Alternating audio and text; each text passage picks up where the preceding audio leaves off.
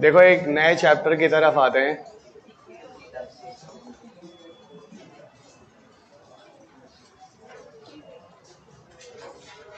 This is nano technology, है ना, nano technology.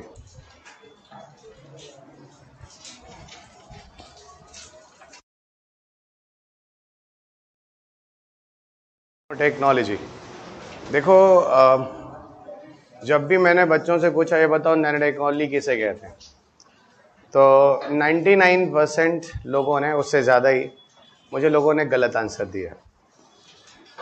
अब लिटरली आप कहोगे सर ऐसा कैसे हो सकता है, तो देखो ना, आपने जो आंसर दिया वो सुन लो, क्योंकि आप भी यही बोलोगे। तो फालतू में तुम लोगों का सेल्फ रिस्पेक्ट है चला जाए, हम तुम लोग से पूछ ही नहीं रहे। फालतू में मैं क्यों जलील करूं, तुम लोग भी अपने ही हो। तो मैंने बोला व्हाट इज़ नैनो टेक्नोलॉजी। तो व्हाट इज़ नैनो टेक्नोलॉजी में लोगों ने कहा कि भाई 10⁻⁹ मीटर। हमने कहा गलत है। फिर लोगों ने बोला एटॉमिक लेवल की स्टडी। मैंने कहा फिर ये भी गलत है।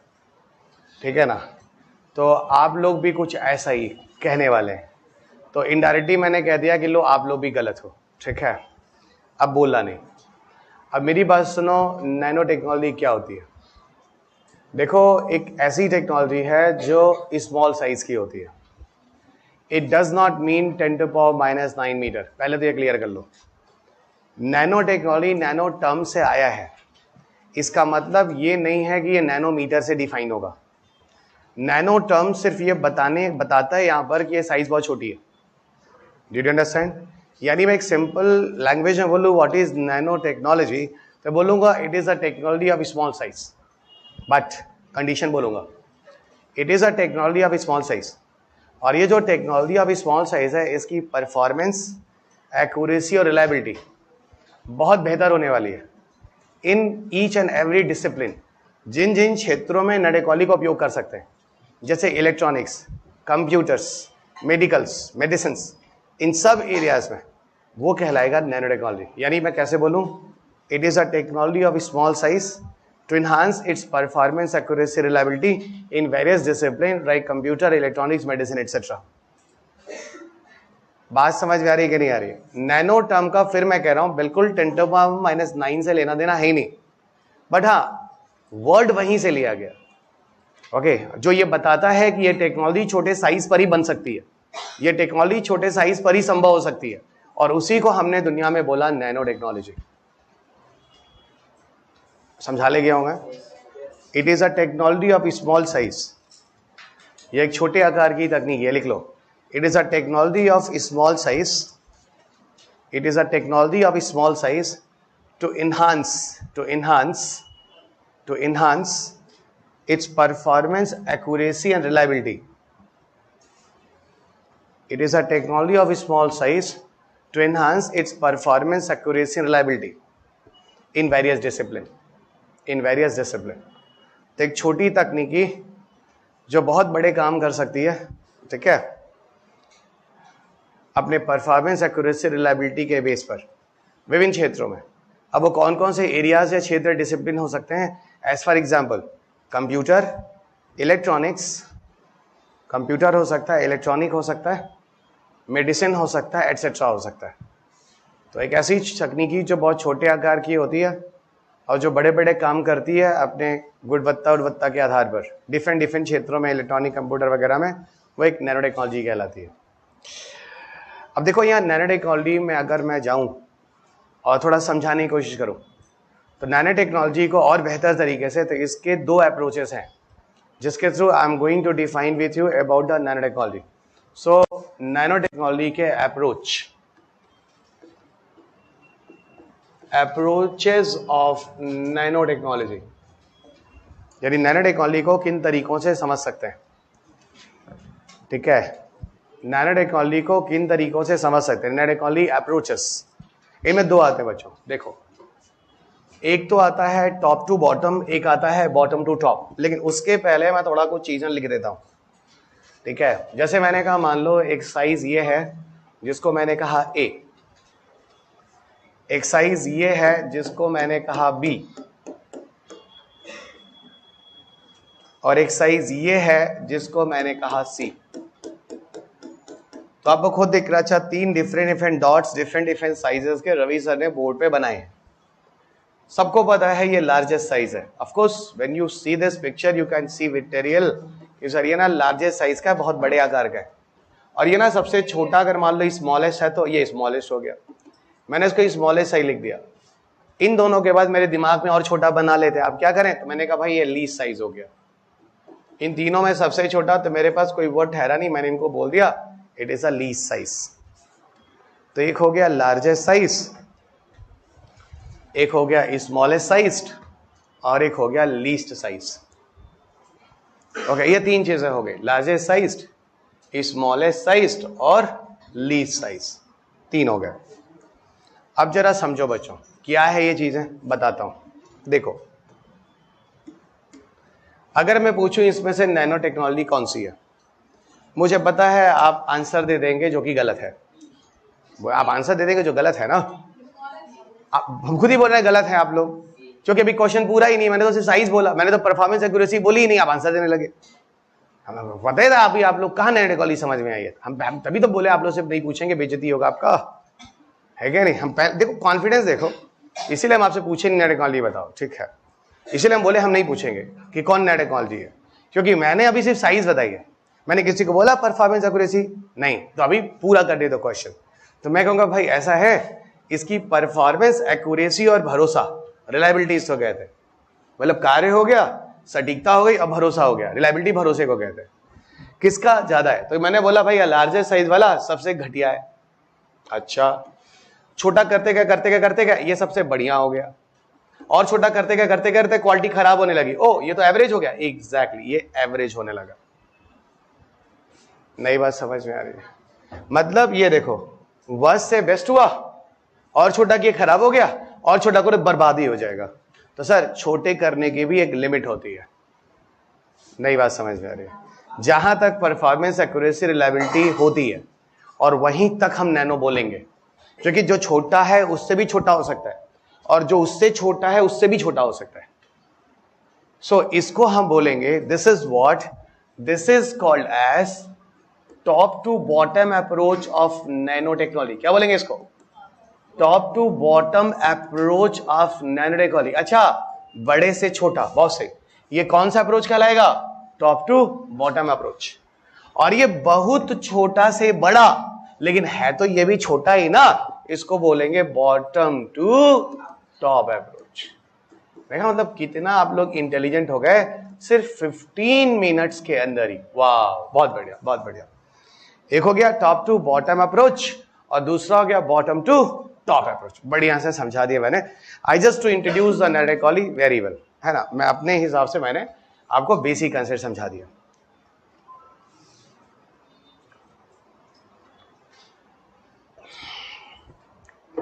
और आप सबको यह भी समझ में आएगा भाई ऐसा है, सिर्फ और सिर्फ हम लोग साइज को ही यहां पर वैल्यू नहीं देंगे। साइज के साथ हम लोग क्या मैटर करेंगे? Performance, accuracy, reliability. जब भी मैंने एआई स्टार्ट किया था, मैंने उस समय से बोला था देखो परफॉर्मेंस, एक्यूरेसी, रिलायबिलिटी एआई में भी होगा, रोबोटिक्स में भी होगा, और नैनो में भी होगा। मैंने ये शब्द इतना खूबसूरत इजाद किया है, मैंने डेवलप किया, कहीं मिलेगा तुम लोगों को, और इस हिसाब से बनाया है कि इसको तीनों चैप्टर में यूज कर सकते हैं, और नंबर पूरे मिलने की गुंजाइश होगी, एक नंबर घटने की गुंजाइश नहीं, बस सब्जेक्ट को समझना। ये हो गया। अब हम नैनो टेक्नोलॉजी की बिगनिंग पर आते हैं, टेक्नोलॉजी पर आते हैं, ठीक है। देखो जो नैनो टेक्नोलॉजी की शुरुआत है ना, अरे सुनो सुनो सुनो, नैनो टेक्नोलॉजी की शुरुआत के पहले ना मैं थोड़ा सा तुम लोगों को ब्रांचेस ऑफ नैनो टेक्नोलॉजी भी बता देता हूं। नैनो टेक्नोलॉजी की शाखाएं, यानी नैनो टेक्नोलॉजी के ब्रांचेस क्या है भाई? There are 3 main branches of nano technology. तो 3 हो गई मुख्य शाखाएं। नैनो टेक्नोलॉजी के कुल 3 ब्रांचेस हो गए। देखो कौन कौन से ब्रांचेस हैं? पहला देखो, ब्रांचेस ऑफ नैनो टेक्नोलॉजी। पहला है बच्चों जिसको हम लोग कहते हैं नैनो सिस्टम, यानी नैनो प्रणाली। नैनो सिस्टम, नैनो प्रणाली। दूसरा आ गया that is nano system nano material, धातु वातु टाइप की चीज है नैनो मटेरियल, और नैनो इलेक्ट्रॉनिक्स, इलेक्ट्रॉनिक्स को इलेक्ट्रॉनिक्स ही बोलते हैं, नैनो इलेक्ट्रॉनिक्स। ये हो गए नैनो टेक्नोलॉजी के 3 डिफरेंट ब्रांचेस। एक हो गया नैनो सिस्टम, एक हो गया नैनो मटेरियल, और एक हो गया nano electronic. These are 3 different branches of nano technology. अब देखो इसमें आता क्या है, देखो बच्चों, नैनो सिस्टम जो है ना, आप जो बायोटेक्नोलॉजी पढ़ते हैं, बायोटेक, वो पूरा का पूरा जो बायोटेक है ना, एक्चुअल में वो नैनो सिस्टम है। ओ तो सर बायोटेक इसका मतलब पूरा नैनो टेक्नोलॉजी है? एग्जैक्टली, बायोटेक इसका मतलब पूरी तरह से नैनो ही है, नैनो टेक्नोलॉजी है। ओके एवरीवन, ये पूरी तरह से नैनो टेक्नोलॉजी ही है। सो नैनो सिस्टम, ये पूरी तरह से बायोटेक्नोलॉजी यहां आ गया पहला। ओके अच्छा, तो सर इसका मतलब वो जीन थेरेपी, जीन टारगेटिंग, ये सब हम किसके अंदर रखेंगे? भाई ये सब आप नैनो के अंदर ही रखेंगे। लेकिन सुनो, बायोटेक का एक अलग ही स्कोप है, तो बायोटेक एक अलग ही सब्जेक्ट हो गया। नई बात समझ आ रही? नहीं तो है बायोटेक किसके अंदर? नैनो सिस्टम के अंदर। तो अगर कभी कोई नैनो टेक्नोलॉजी में ये बोले कि हम जीन थेरेपी वगैरह कर सकते हैं, तो ये सही है गलत है? यही 2015 का क्वेश्चन भी है। अब सर नैनो मटेरियल क्या है? उस समय तो हवा ही नहीं लगा ये बायोटेक का जीन थेरेपी कैसे नैनो हो जाएगा भाई, है? अब मैंने बता दिया, छोटे छोटे लेवल की स्टडी कर रहे हैं। और नैनोटेक के किस ब्रांच में बायोटेक आता है? बायोटेक में देख लीजिएगा। अच्छा अब सर नैनो मटेरियल बता दो। सुनो, नैनो मटेरियल में आप लोग वो लिख लो, CNT, कार्बन नैनो ट्यूब। जब गूगल करोगे आपको, मैं गूगल क्यों, आपके पास बुक है, आप 2021 का क्वेश्चन देखोगे, CNT पे क्वेश्चन आया हुआ है आपके पेपर का, कार्बन नैनो ट्यूब। बात करेंगे धीरे धीरे, रुको अभी। अच्छा, और जब आप नैनो इलेक्ट्रॉनिक्स में जाओगे, यहां आपको मिलेगा बच्चा transistors. What you will get here? Transistors. तो ये ट्रांजिस्टर यहां हो गया, कार्बन नैनो ट्यूब यहां हो गया, और बायोटेक्नोलॉजी यहां हो गई। सो ये 3 अलग अलग चीजें हैं, इसको ध्यान रखिएगा।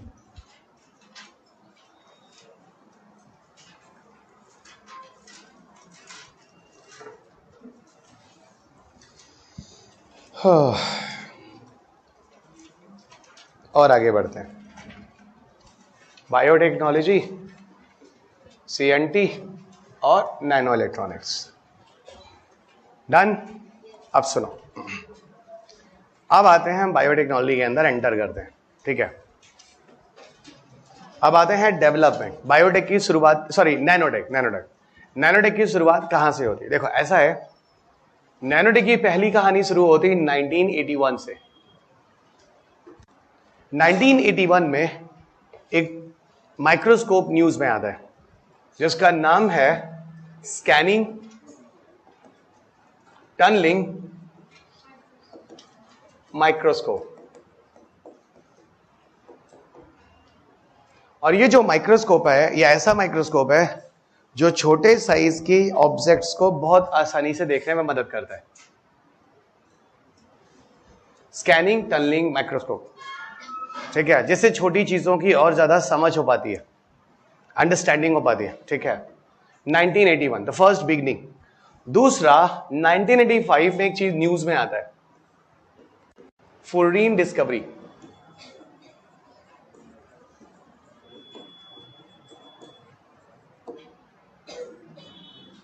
नाइनटीन 1985 में फ्लोरीन की डिस्कवरी जो है वो न्यूज में आती है। सो 1985 फ्लोरीन डिस्कवरी न्यूज में आती है, और आगे चलकर कुछ सालों के बाद जो शख्स फ्लोरीन को बनाते हैं, दे गॉट नोबेल प्राइज, जिसका नाम है क्रोटो स्मैले और Curl. They got Nobel prize for this contributions. Okay, आगे चलकर इन तीन लोगों को नोबेल प्राइज से मिलता है, और वो मिलता है 1996 में। So 1996 these 3 people, Kroto Smalley and Curl, got Nobel prize. Kroto Smalley और कर्ल को मिलता है नोबेल प्राइज। ओके, और यहीं से आपको बताऊं तो नैनो टेक्नोलॉजी इवॉल्व होती है। यानी नैनो टेक्नोलॉजी का इवोल्यूशन अगर माने तो इन्हीं दो डिस्कवरी के साथ नैनो टेक्नोलॉजी का इवोल्यूशन ऑफिशियली माना गया है। सो मैं कह सकता हूं नैनो टेक्नोलॉजी इवॉल्व,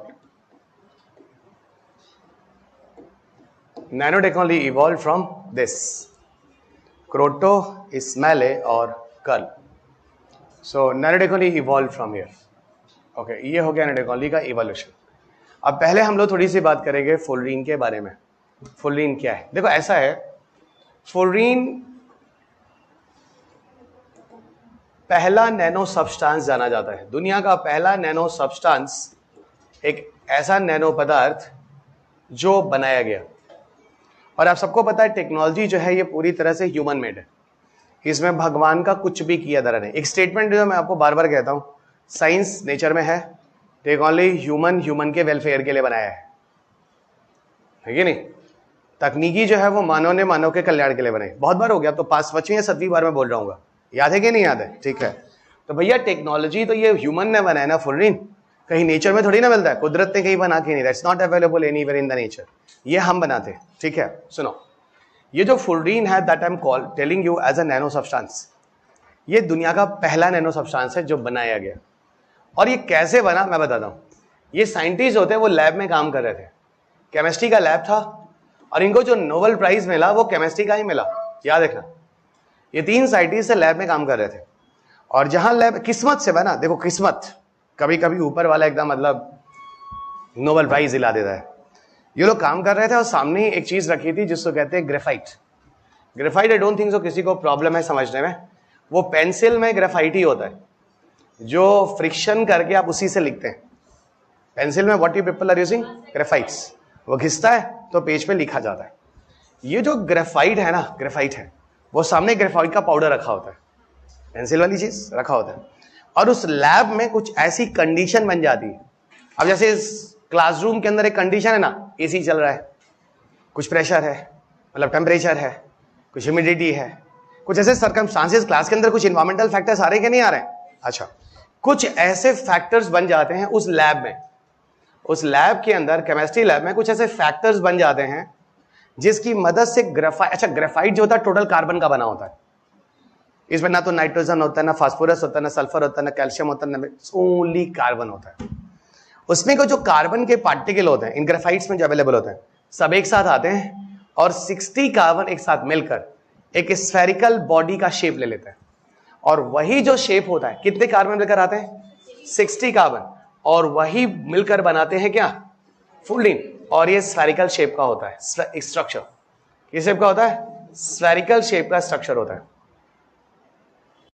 और स्फेरिकल शेप में कितने डिग्री होता है? 360 डिग्री। और इसी को हम लोग 0 डायमेंशन कहते हैं। और जो एक फुटबॉल की तरह गोल सा जो स्ट्रक्चर बना ना, इस शेप की एक बिल्डिंग बनाई गई थी, सुनना भी। और जिस आर्किटेक्ट ने बनाया था, उस आर्किटेक्ट का नाम था बुकमिंस्टर फुलरीन। आप 11-12 की अगर केमिस्ट्री पढ़ेंगे जाकर, तो आपको इस आर्किटेक्ट का नाम भी लिखा मिलेगा।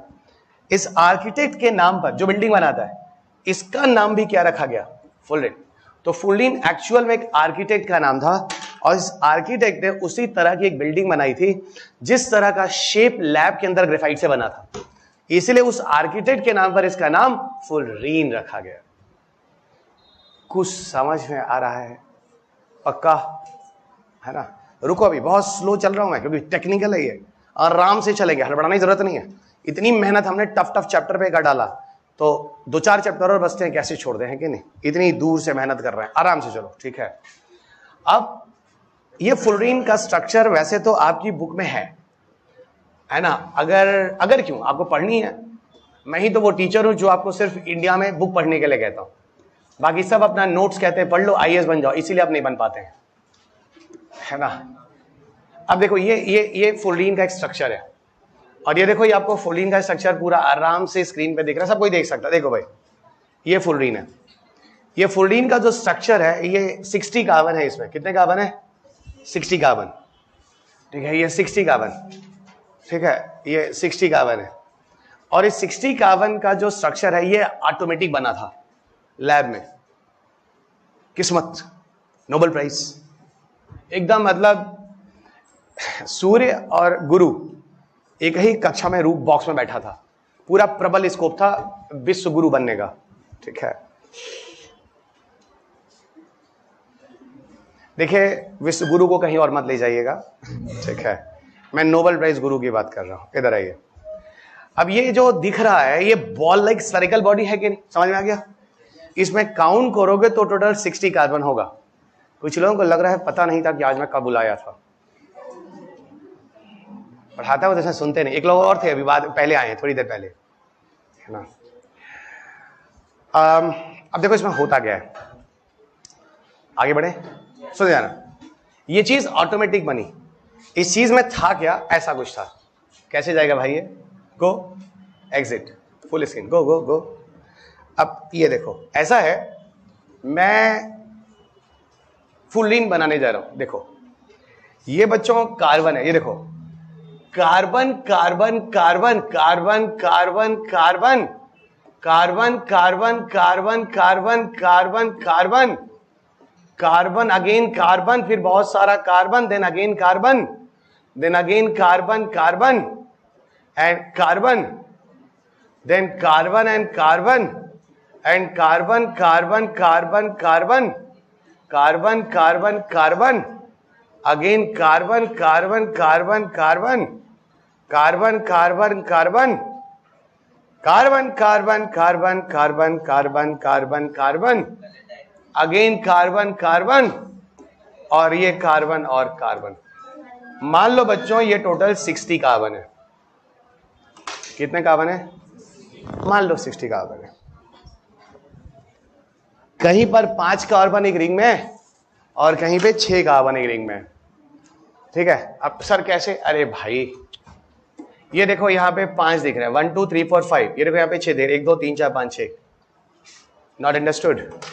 Somewhere have a pentagon, somewhere have a hexagon. Penta मतलब 5, हेक्सा, अरे so intelligent student, very intelligent. अच्छा अब सुनो,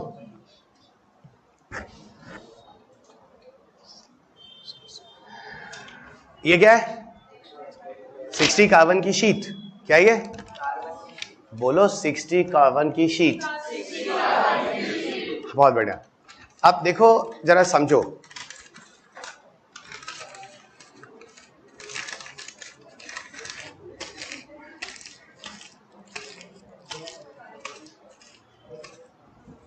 क्या है ये? बट फुलरीन मोड़े हैं फिर भी पहले का वो था ना कार्बन की शीट, अब तो फुलरीन बन गया गोल सा। फिर पिक्चर दिखाएं, अब टाइम ना बर्बाद कीजिए, ठीक है। कितने कार्बन है इसमें? कुछ ऐसा ही लैब में बना था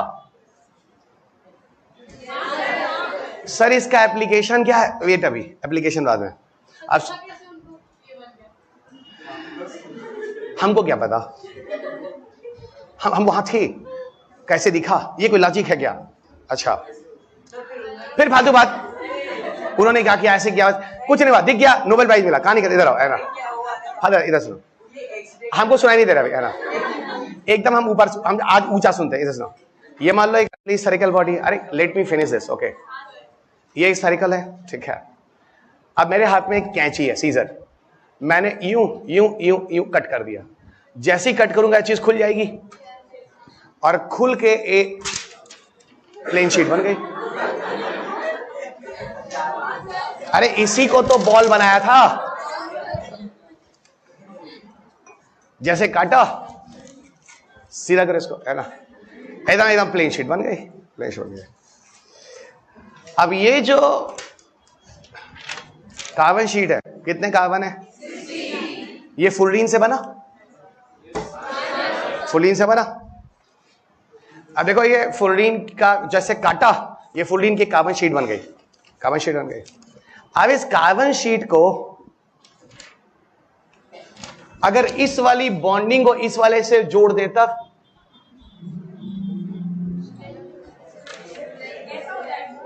ये ऐसा हो जाएगा। बनेगा कि नहीं बनेगा? एक ही डायमेंशन में कार्बन शीट को जोड़ दी गई, 1 डायमेंशन से, तो ये क्या है? कार्बन का बना small tube like structure, carbon nano tube.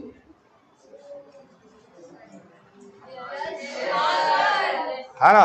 सोचो, ना तो फुलरीन बना होता अपने आप किस्मत से, और आज ना तो CNT होता, कि ये कुछ नहीं।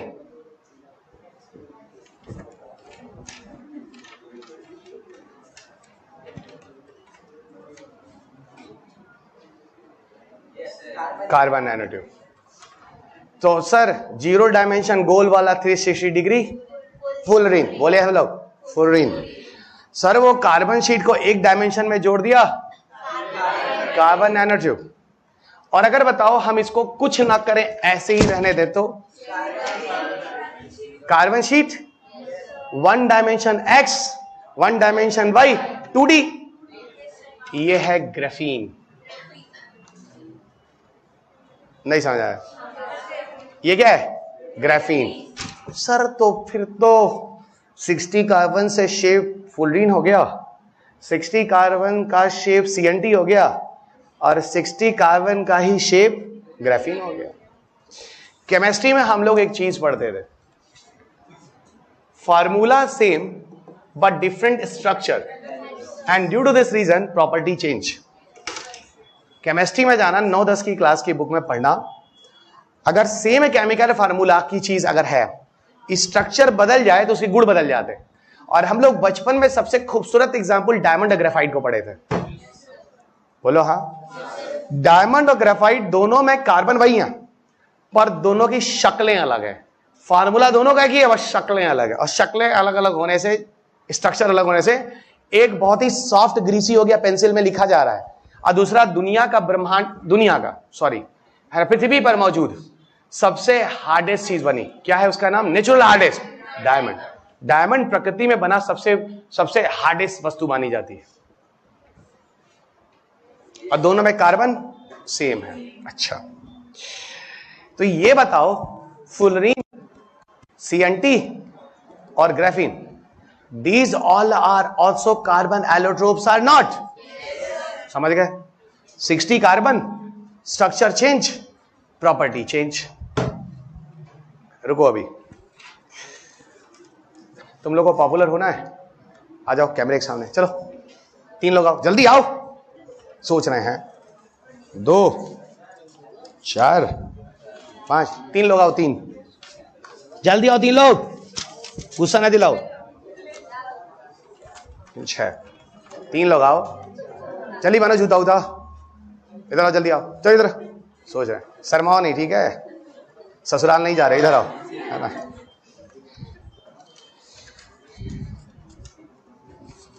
ससुराल क्या?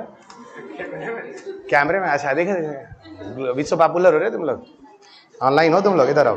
तुम लोग बच्चा एक काम करना, ऐसे पकड़ना, ठीक है, और ये वाला तीनों हिस्सा जो है ना, ये तीनों वाला ऐसे खुला रखना, ठीक है। जैसे एक ऐसे पकड़ना, ये क्या हो गया? फुलरीन। एक ऐसे पकड़ना, 2, तुम ही पकड़ो, बीच में हो तुम, नहीं, एक बच्चा 2 पकड़ेगा, हाँ, और ये वाला ऐसे पकड़ो। अब हाथ छोड़ दो, आपको दूसरा दे रहा हूं, बहुत बढ़िया। नहीं, गलत है, एकदम गलत है, ऐसे नहीं, ऐसे हम वही बता रहे हैं, ऐसे करके ऐसे एडजस्ट कर लो इधर से, और उधर से वो एडजस्ट कर लेगा। आप इधर आ जाओ, चलो चलो चलो, तुम बच्चा ऐसे ही, तुमको समझ आ रहा है, उधर से लेके तुम ऐसे एडजस्ट कर लेना, ऐसे उधर से, है ना, उधर से एकदम, बहुत बढ़िया। फिर गलत की तुम, नहीं कहीं करो, लेकिन इधर ना पकड़ो, इधर से पकड़ो, ऐसे ये पकड़ो, ये पकड़ो, बहुत बढ़िया। अब एडजस्ट कर लो कहीं किसी में, ऐसे ऐसे, बहुत बढ़िया, बहुत बढ़िया, बहुत बढ़िया। इसको इधर करो, ऐसे, समझ गया? ये अब सब ये हिस्सा तीनों खाली है, बहुत बढ़िया, एकदम कैमरे के सामने। देखो भाई, 6 पन्ना है, सॉरी 6 पेज है, पन्ना कह रहे हैं, है ना, शीट है, बहुत बढ़िया, very good, English very good, है ना। एक बात सुनो, ये क्या है? 2 dimensional sheet of carbon electrode, what is this? Graphene. बहुत सही, पढ़ो भाई, ग्राफीन। ये क्या है? बहुत सही, ग्राफीन है। तुम्हारे भी पकड़ लेते हैं, ये क्या है? तो ये बताओ, मैं इसको नहीं कह सकता हूं मल्टीपल लेयर ऑफ ग्राफीन? और मल्टीपल लेयर ऑफ ग्राफीन में कितना डायमेंशन बना? एक बना X, एक बना Y, और ये मोटाई Z। 3 dimension structure. और 3 डायमेंशन स्ट्रक्चर क्या है? 3 डायमेंशन स्ट्रक्चर, ये देखो, ये क्या है? ये क्या है? Multiple layer of graphene. क्या दिख रहा है? तुम लोग देख लो, ये देखो, ये 1 लेयर, 2 लेयर, 3 लेयर, 4 लेयर, तो sir multiple layer of graphene is what? बहुत बढ़िया। अब रुको एक मिनट, एक बात सुनो। हम जब 3 बोलेंगे तुम लोग पेज छोड़ देना, ये बहुत हल्का चोट लगेगा नहीं, सबको पता है, ठीक है? 1, रुक जाओ, हम बोलेंगे 2 2 3। कैमरा वालों देखो तुम लोग, पहले ये क्या था, अब ये क्या बन गया? डायमंड। समझ में आ गया? ये ग्रेफाइट था, शेप बदल दिया, कार्बन उतना ही है, कार्बन उतना ही है, सिर्फ हमने शेप बदल दिया, और शेप बदलते ही बच्चे क्या बन गया? पहले ग्रेफाइट था, अब ये डायमंड बन गया। और ग्रेफाइट और डायमंड का formula same, structure change, property change.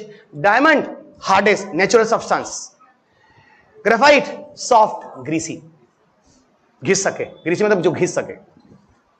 सब लोग थैंक यू बोलो। ये मैं लिखूंगा। अब देखो,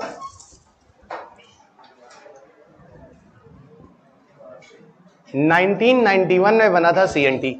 सुनना, 1991 में बना था CNT। एक साइंटिस्ट था शिमियो इजुमा, जापान का है, उसने बनाया, उसको नोबेल प्राइज नहीं मिला। और 30 साल बाद 2021 में करंट अफेयर्स में क्वेश्चन आया था। आप नहीं समझे? 1991 में शिमियो इजुमा ने CNT बनाई थी, और 30 साल बाद ये करंट अफेयर्स का क्वेश्चन UPSC ने दिया था, ट्रस्ट मी। इसका मतलब सर हम लोग को 30 साल के करंट अफेयर्स पढ़ने पड़ेंगे। बहुत बढ़िया, आप समझ गए। चलिए, और मेरी किताब में 30 साल का करंट अफेयर्स दिया हुआ है, चलेगा। 19 ठीक है बच्चा, 29 साल के बाद आया है। सब लोग गलत ठहराने के चक्कर में पड़े। 29 नहीं, 21 नहीं, 20 था। यहीं पे आपको गलत ठहरा भी सकते हैं, और तो कहीं गलत हो ही नहीं सकता। मैं मत बताओ सर ईयर आप गलत हो गए, respect me, I am your teacher. 21 तक पहुंच गया, वो बुरा लग रहा था, 20 था। एक मिनट, हंसी मजाक में, लेकिन आपने चीजें समझनी है। और एक चीज और, इसका कंक्लूजन कर लेते हैं, कंक्लूजन कर लेते हैं। जो फुलरीन है, जिसको हम 0D बोलते हैं, 360, ये बच्चे भी कैमरे में आए हैं ना? हाँ ठीक है, सब बहुत बढ़िया, सब एकदम ग्लोबल हो गए। अब ये वाला काट के मैं उस पर डाल दूंगा रील्स में, तुम लोग भी अब देखना कभी, है ना? अब ये लोग कभी भाग नहीं पाएंगे, वो लोग IAS बनेंगे ना, और कहेंगे मैंने कभी कोई कोचिंग ही नहीं किया। फंस गए ये लोग, फंस गए ये लोग। आप लोग को पता ही ऑनलाइन सिस्टम में एक ड्रामा चल रहा है, बताया था ना आप लोगों को। हर बच्चा IAS बनने के बाद, बहुत गरीब घर से आता है, हर बच्चा IAS बनने के बाद कभी कोचिंग नहीं किया होता है, उसको कभी जिंदगी में कोई गुरु का ज्ञान ही नहीं लिया। उसने अपने आप अंतर्यामी था, रात को सोता था, ब्रह्मा जी आते थे, कंप्यूटर और लगाते थे, डेटा केबल, और सारा ज्ञान ट्रांसफर कर देते थे। मतलब एक अलग ही जमाना चल रहा है, एक अलग ही ट्रेडिशन चल रहा है। IAS जो बच्चे बन रहे हैं, वो IAS अपने जूनियर जो बनना, उनको गुमराह कर रहे हैं, झूठे समझ गया, ब्रांड बनने के चक्कर में। आजकल हर आदमी से ब्रांडेड तो बन रहा है, तभी तो हम ललन टॉप पे नहीं पहुंच पाए। चलो, जिंदगी भर पढ़ा के 20 साल से ही रह गए। अब सुनो, अब सुनो, अब सुनो। फुलरीन क्या है, नेचुरल है कि सिंथेटिक है? सब लोग बोलिए, सिंथेटिक। कंक्लूजन चल रहा है उसका, सीधा हम आगे एप्लीकेशंस पे। और सुनो, तुम्हारे पेपर में ना शक्ल पे क्वेश्चन आया है, जरा देखो तो। CNT वाले क्वेश्चन जो 2000 ग्राफीन वाला क्वेश्चन देखो जरा, 2012-13 में पूछा गया था। उससे पहला स्टेटमेंट लिखा है, 2 dimensional structure of carbon atom, या नहीं? देखो जरा तो। अब बताओ, अगर हम तुमको शक्ल ना बताएं ना, क्वेश्चन छू नहीं पाओगे। सुनो, जल्दी आ जाना, हमको लगा चाय वाय पीने जा रहा है। अब सुनो, इसका मतलब हम लोग के पेपर में स्ट्रक्चर्स पे भी क्वेश्चन पूछे गए। बच्चा ये ना क्वेश्चन पेपर किताब में रखने का इतना बड़ा फायदा जो आपको हो रहा है ना, आप मानते कि नहीं मानते? तुरंत प्रूफ करने के लिए ये आया था नहीं, देख लो। और जो बच्चे ऑनलाइन सुन रहे हैं, सबको तुरंत किताब खोलिए, तुरंत देखिए, तुरंत विश्वास, तुरंत कॉन्फिडेंस, तुरंत सिलेक्शन लग जाएगा। साइंस बहुत बढ़िया होने वाला है। अब सुनो, फुलरीन जो है वो नेचुरल है कि सिंथेटिक? बहुत सही, ये नेचर में कहीं नहीं मिलता है, it's a totally entirely synthetic. बहुत बढ़िया। ये बताओ कि जो CNT है वो नेचुरल है या सिंथेटिक? बहुत बढ़िया, ये भी सिंथेटिक है। ये कहीं ब्रह्मांड में नहीं मिलता, ये लैब में बनी चीजें हैं। अच्छा, ग्राफीन जो है वो नेचुरल है कि सिंथेटिक? ग्राफीन पूछ रहा हूं, चेहरा देख लो हमारे एकदम मतलब मूड एकदम अजीब सा हो गया है। नेचुरल है सिंथेटिक? सिंथेटिक है, बहुत सही। इसका मतलब फ्लोरीन, सीएनटी और ग्राफीन तीनों सिंथेटिक हैं, तीनों लैब वैब की चीज है, नेचर में कहीं नहीं मिलता है। ग्रेफाइट नेचुरल है कि सिंथेटिक? दोनों होता है बच्चा। ग्रेफाइट को सिंथेटिक भी बनाया गया, आपको मैं बता रहा हूं, नहीं पता होगा, और नेचर में भी होता है। तो graphite natural and synthetic both. लेकिन डायमंड क्या है? नेचुरल। कुछ लोग कहेंगे सर हमने सिंथेटिक डायमंड सुना है, सुनो, नहीं है। सिंथेटिक डायमंड का नेचर एक्चुअल में कभी भी नेचुरल डायमंड के बराबर होता नहीं। आप ये सोच लो अगर नकली डायमंड असली की तरह होने लगा तो फिर असली डायमंड की वैल्यू क्या रह जाएगी? आप बस इतना ही जान लो, मैं उसके अंदर नहीं घुसना चाहता कि वो नहीं बना सकते, उस लेवल का नहीं आएगा, महंगा पड़ेगा, मैं उस पर बात ही नहीं करना चाहता। सिर्फ उसका आंसर देना चाहता, नकली डायमंड असली की तरह हो गया तो असली की वैल्यू खत्म, फिर डायमंड की वैल्यू क्या रह गई? आप समझ में आ रहा है? ठीक है। आज तक आप जितना भी हीरा हीरा कर लीजिए, पर वैल्यू हमेशा सोने की ही रही है। सोना एक एसेट है, हीरा कभी एसेट नहीं माना गया। नहीं तो अफ्रीका जो सबसे गरीब राष्ट्र है सबसे अमीर होता। कोयले खान वही तो है, नहीं समझे?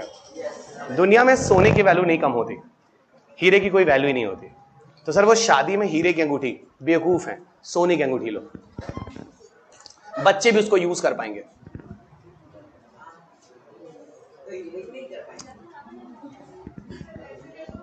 ऐसा इसलिए होता है कि आप सरकार से जाके पूछिए, सोना सोना सोना है ना, हीरा हीरा हीरा कोई क्यों नहीं करता? इस पर इकोनॉमी के टीचर से बात कीजिएगा, सर सरकार प्लेटिनम को क्यों नहीं इज्जत देती? प्लेटिनम तो उससे भी महंगा है। हर जगह सिर्फ सोने को इज्जत क्यों दी जाती है? चलिएगा, अरे भाई एक स्टेबल है। आप दुनिया में हर जगह हर दुनिया वाले डॉलर का क्यों वैल्यू देते हैं? स्टेबल है। बाकी चीजें स्टेबल नहीं है, बाकी करेंसीज। तो कौन सी ऐसी धातु है जो सबसे ज्यादा स्टेबल मानी जाती है? सोना, इसलिए सोने की वैल्यू है। ठीक है, ये ध्यान रखना। जैसे डॉलर की वैल्यू सबसे ज्यादा है, स्टेबल है। रुपया सबसे अनस्टेबल हो गया है, कभी 60 कभी 80, क्या पता अगले टेन्योर में आपको 200 रुपया, इवन डॉलर इसको 200 रुपया चलेगा। अब सुनो सोच लो, अब हम लोग आते हैं बच्चा applications, application of fluorine. Enter मारो। बहुत बढ़िया से नैनो की चीज समझाई है, और आपको यह भी दिखा दिया 4 से 5 क्वेश्चन प्रीलिम्स में नैनो से आए हैं। Application of fluorine. अब सब देखना, आपकी बुक में जो इंफोग्राफिक्स बने हैं, आपकी बुक में जो इंफोग्राफिक्स बने हैं उसमें यह दिया गया है। आपकी बुक में जो इंफोग्राफिक्स बने हैं उसमें यह दिया गया है। राइट साइड में सबसे नीचे देखो एप्लीकेशन ऑफ फ्लोरीन है, ठीक है। उसमें देखो मैं कुछ लिख रहा हूं और इन चीजों को जरा समझना। पहला आपको मिलेगा मेडिकल एप्लीकेशन,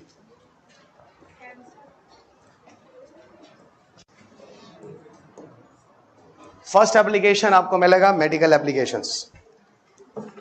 दूसरा आपको मिलेगा दैट इज एंटीऑक्सीडेंट्स।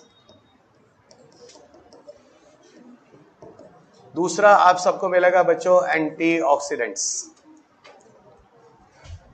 तीसरा साइटोप्रोटेक्टर्स। पहले मैं लिख देता हूं, सारी चीजों को समझाता चला जाऊंगा। आप बिल्कुल अपना टाइम मत बर्बाद कीजिए, किताब ही पकड़े रहिए, सुनते रहिए। साइटोप्रोटेक्टर के साथ आपको cosmetics, prevent cell toxicity, prevent cell toxicity, सब समझाता हूं। एंटीवायरल एजेंट, एंटीवायरल की तरह antiviral agent, antiviral agent. Solar cell, solar cell पता होगा, photovoltaics, photovoltaics. Hydrogen gas storage, और एक और लिखूंगा हार्डनिंग एजेंट्स।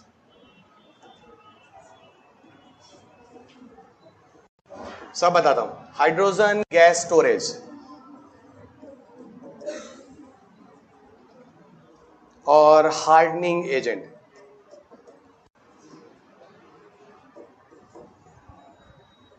बच्चों ये इतने सारी चीजें हैं, सब सुनते रहना, मैं बता रहा हूं क्या है ये चीजें। पहली बात होती है मेडिकल एप्लीकेशंस। क्या मेडिकल एप्लीकेशंस? ऐसा है जो फुलरीन होता है ना, वो हाइड्रोफोबिक नेचर के होते हैं। हाइड्रोफोबिक का मतलब होता है जो चीज पानी में नहीं घुलती है, नॉट डिजॉल्व इन वाटर, उनको हाइड्रोफोबिक कहते हैं। और जिस पानी में घुल जाती है उसको हाइड्रोफिलिक कहते हैं। फिलिक का मतलब लव, फोबिक का मतलब हेट। जो पानी में नहीं घुलते वो पानी को हेट करते हैं, हाइड्रोफोबिक। तो फ्लोरीन जो होता है एक्चुअली में हाइड्रोफोबिक नेचर का होता है। और हम मान लो ये फ्लोरीन है, ये फ्लोरीन है, इस फ्लोरीन के अंदर किसी दवा को बॉडी में किसी टारगेट जगह पे भेज सकते हैं और किसी टारगेट साइट पे जाकर इस दवा के इफेक्ट को वहां पे देखा जा सकता है। मैं क्या कह रहा हूं समझाता हूं। मान लो बच्चा किसी को कैंसर हो गया है, तो कैंसर से बचने के लिए एक्चुअल में हम कीमो देते हैं। कीमो के साथ प्रॉब्लम क्या है, chemo is not only killing the cancer cell, even cancer cell को ही वो नहीं मारता है, इसके अलावा हमारे नॉर्मल सेल को भी मारता है। इसीलिए कीमोथेरेपी देने पे बंदा कमजोर भी हो जाता है, उसके अपने नॉर्मल सेल ही मर जाते हैं ना, जिससे उसकी जिंदगी बचती है, इसलिए बंदा काफी कमजोर होता है। मेडिकल एप्लीकेशन में क्या, हाइड्रोफोबिक, ये क्या होता है, उस जगह पे पहुंचता है। जैसे कैंसर के मान लो कोई सेल है, तो ये कैंसर के सेल को आइडेंटिफाई करता है, क्योंकि कैंसर के सेल के ऊपर ना उसके अपने प्रोटीन्स होते हैं, सिग्नल्स होते हैं, ये उनको आइडेंटिफाई करता है, उनसे जाके चिपक जाता है, वहां जाके ये हाइड्रोफोबिक नेचर वाला वहां पे जाके अपने मेडिसिन को वहां पे रिलीज कर देता है और कैंसर के सेल को मार देता है और बाकी बॉडी के सेल को टच भी नहीं करता है। तो ये कह सकता हूं कि एक टारगेटेड थेरेपी जो होती है, ड्रग को एक टारगेट जगह तक पहुंचाने के लिए कैंसर जैसे ट्रीटमेंट्स में काफी कारगर होगा, ये काफी बेनिफिशियल होगा। नई बात समझ में है? कैंसर सेल को आइडेंटिफाई करके उसको मारेगा, तो ड्रग को टारगेट जगह पे पहुंचाएगा, बस एक लाइन में। एंटीऑक्सीडेंट्स क्या होता है? एंटीऑक्सीडेंट्स वो होते हैं जो बॉडी के अंदर ऑक्सीडेशन प्रोसेस को रोक देते हैं, एंटी कर देते हैं, और ऑक्सीडेशन प्रोसेस के बाद ही बॉडी के अंदर कोई जो हम जहर खाते हैं बॉडी में एब्जॉर्ब होता है। जैसे हमने पिज्जा खाया, बर्गर खाया, केमिकल्स खाए, ये सब हमारी बॉडी में हम सब पे डिपेंड करता है किस दिन किसको किस बॉडी का कैंसर देगा, वो बॉडी टू बॉडी आप पे डिपेंड करता है। इन्हीं चीजों को बॉडी में एब्जॉर्ब होने से रोकने का काम करते हैं antioxidants, heavy metals, free radicals. इन चीजों को बॉडी से बाहर निकालने का काम करता है एंटीऑक्सीडेंट्स, बॉडी को न्यूट्रलाइज करता है। इवन जो फ्रूट एंड वेजिटेबल्स होते हैं, 2011 में प्रीलिम्स का क्वेश्चन पूछा, why fruit and vegetables are recommended in your diet, even they are good source of antioxidants. इसके पीछे सीधा आंसर था कि भाई देखो जो फ्रूट एंड वेजिटेबल्स हैं ये बॉडी के लिए एंटीऑक्सीडेंट्स का काम करते हैं, बॉडी के अंदर टॉक्सिसिटी हटा देते हैं, तो हमारा बॉडी हमेशा जो जहर हमारी बॉडी में इकट्ठा होता है वो जहरीला चीज जो होती है बॉडी से बाहर निकल जाती है, नहीं बॉडी को डिटॉक्सिफाई करता है, तो हमारी जिंदगियां लंबी होती हैं, हमें कैंसर नहीं होते। और एंटीऑक्सीडेंट का एक फायदा ये भी होता है, ये एंटी एजिंग होता है, तो बुढ़ापा भी बहुत देर में आने देता है। कुछ लोग की झुर्रियां आपके चेहरे पे 23 तक आते पड़ जाएंगी। बहुत आपके भैया देखो ऐसे लोग होंगे जो ऐसी जिंदगी जी रहे हैं जहां पर 30 साल की उम्र में बाल सफेद हो चुके हैं, चेहरा अजीब सा हो चुका है, बॉडी अजीब सी फूल चुकी है, मतलब इनकी जिंदगी ज्यादा है नहीं। मैं आपको अंदर की बात बता रहा हूं, बोलना नहीं चाहिए, ये लोग जल्दी जाएंगे। ये आपने अपनी पूरी फूड हैबिट, अपनी फिजिकल स्टेमिना, आपके पैसे के चक्कर में अपनी जिंदगी में शरीर बेकार कर दिया। उल्टा होना चाहिए, उल्टा होना चाहिए। शरीर पहले बनाना है, पैसा बाद में। इन्होंने पैसे के चक्कर में शरीर, अब ये आएगा नहीं जो चीजें बिगड़ गई। देखो बिगाड़ने में टाइम नहीं लगता, सुधारने में टाइम लगता है। इनका कोलेस्ट्रॉल देखो, इनका बॉडी का वो देखो, टॉक्सिसिटी देखो इनकी बॉडी के अंदर, जो केमिकल्स भरे हुए इनकी बॉडी में, पिज्जा बर्गर की लाइफ, ये सब इनकी बॉडी में कब होगा कुछ पता नहीं चलेगा। आप लोग देख ही रहे, 30 साल की उम्र में, 25 साल की उम्र में हार्ट अटैक हो जाता है लोगों को, है कि नहीं? ये क्या आपका फूड हैबिट है, आपका नेचर है, और पर्यावरण और चीजें इतनी खतरनाक है आप खुद देख रहे हैं। आप अपनी जिंदगी को कितना लंबा चाहते हैं, या पे खान पर, आपके बिहेवियर, आपकी फिजिकल एक्सरसाइज, आपके इन्वायरमेंट पे डिपेंड करता है, ठीक है? तो एंटीऑक्सीडेंट्स आपकी बॉडी को डिटॉक्सिफाई करता है, आपके लिए ये एक एंटी एजिंग का काम करता है, बुढ़ापा को देर में आने देता है, तो आप बूढ़े नहीं होते हैं, झुर्रियां नहीं बढ़ती, आपका जीवन लंबा चलता है। फ्रूट एंड वेजिटेबल वाला क्वेश्चन 2011 के प्रीलिम्स से पूछा गया, वो टॉपिक आपको मिस्टीरियस में मिलेगा, मिस्टीरियस वाले टॉपिक में चीजें आपको मिलेंगी, ठीक है? ये हो गया। साइटोप्रोटेक्टर, कॉस्मेटिक्स और प्रिवेंट सेल टॉक्सिसिटी, तीनों चीजें एक दूसरे से ही जुड़ी हुई हैं। आप अक्सर जब कभी सन में जाते हैं, सनलाइट में जाते हैं, तो आप सन स्क्रीन लोशन लगा लेते हैं। कह तो रहा हूं, आप फुलडीन की क्रीम ले लीजिए, उसे फुलडीन के पार्टिकल्स मिला लीजिए और इसकी कोटिंग कर दीजिए, है ना। उससे आपकी बॉडी की स्किन जो होगी वो अल्ट्रावायलेट लाइट से या सेल टॉक्सिसिटी से या झुर्रियां पड़ने से बच जाएंगी। वो आपकी बॉडी को नरिशमेंट भी देता है। ये तीनों चीजें एक ही चीज है। एंटीवायरल एजेंट के बारे में बताता हूं। सबसे खूबसूरत एग्जांपल है HIV। HIV early phase of AIDS को कहते हैं और AIDS late phase of HIV को कहते हैं। हमेशा HIV टेस्ट किया जाता है, यानी HIV वायरस है या नहीं, और ये एक अर्ली फेज होता है। आगे चलकर ही एड्स में तब्दील हो जाता है। वायरस के नेचर होते हैं, पहले वो रियो होता है, फिर म्यूटेट करके वो और ज्यादा रिट्रो में हो जाता है। तो HIV को एड्स बनने में समय लगता है। फुलडीन जैसी जो दवाइयां होती हैं ये इस प्रोसेस को स्लो कर देती हैं, तो जिंदगी लंबी हो जाती है। Did you understand? Slow onset of AIDS, मतलब एड्स को धीरे धीरे आने देता है, तो लाइफ को बढ़ा देता है। ठीक है। सोलर सेल, देखो सोलर सेल आप सब जानते हैं, हम सब जो फोटोवोल्टाइक यूज करते हैं वो सिलिका का बना होता है। Got it? किसका बना होता है? सिलिकॉन का बना होता है। और सिलिकॉन का एक अच्छा विकल्प है, एक ऑप्शन है क्या? फुलडीन। और फुलडीन के अलावा बच्चा CNT और ग्राफीन के भी हम यूज कर सकते हैं। किसका यूज कर सकते हैं? CNT और ग्राफीन का भी यूज कर सकते हैं। Everybody remember it. बात समझ में आ रही? हम यहां पर CNT और ग्राफीन का भी यूज कर सकते हैं। और आगे चलते हैं। हाइड्रोजन गैस बहुत ही लाइट होता है, बहुत ही लाइट होता है हाइड्रोजन गैस। और हाइड्रोजन गैस को लीक हो जाता है, अक्सर कहीं स्टोर कर दें। तो कोई नहीं, आप एक कंटेनर लो, उस पर नीचे फुलडीन की कोटिंग कर दो, फुलडीन की कोटिंग कर दो और हाइड्रोजन रखो, लीक नहीं होगा, तो आप सेफ रख सकोगे हाइड्रोजन गैस काफी लंबा। हार्डनिंग एजेंट क्या होता है? जैसे आप कोई फाइबर और मटेरियल ले लो, कोई हल्की चीज ले लो और उसको मजबूती देनी है, स्ट्रेंथ देना, स्टैमिना देना, पर वो हल्का है। हल्के होने से उसका वेट ज्यादा नहीं, अच्छी बात है। अगर ऐसी चीज मिल जाए जो हल्की हो और बहुत ही मजबूत भी हो, उस तरह की चीजों से अगर हम रॉकेट्स बनाएं, स्पेसक्राफ्ट बनाएं, तो स्पेसक्राफ्ट लॉन्च साइकिल का वेट काफी हद तक कम हो जाएगा और किसी चीज को ऊपर ले जाना बहुत आसान हो जाएगा। तो ऐसा कहा जाता है कमिंग फ्यूचर में CNT जैसी चीजें, फुलडीन जैसी चीज, CNT भी जो भी आगे हम लोग पढ़ेंगे, ये हार्डनिंग एजेंट की तरह यूज किए जा सकते हैं। इन चीजों में मिलाएंगे और चीजें काफी स्ट्रेंथ वाली हो जाएंगी, हल्की होंगी और मजबूत होंगी और काफी लंबा काम करेंगी, काफी दूरी तक जाएंगी। यह है लॉजिक। समझ आगे बात? तो ये एक फ्यूचर है इन सारी चीजों का। हाँ, अब बच्चा ये नहीं पता, लेकिन फुलडीन का उस तरह का बिहेवियर होता है जो साइंटिस्ट ने प्रूफ किया है। ये अभी कुछ नहीं पता मार्केट में, अभी इसमें से कुछ भी यूज नहीं हो रहा फुलडीन का, बस ये मैं बता दूं, सब रिसर्च है। कर सकते हैं। एक ब्रांड है जिसका मुझे याद नहीं आ रहा, क्या नाम है ये, धोनी। धोनी भी उसी के कपड़े पहनता है।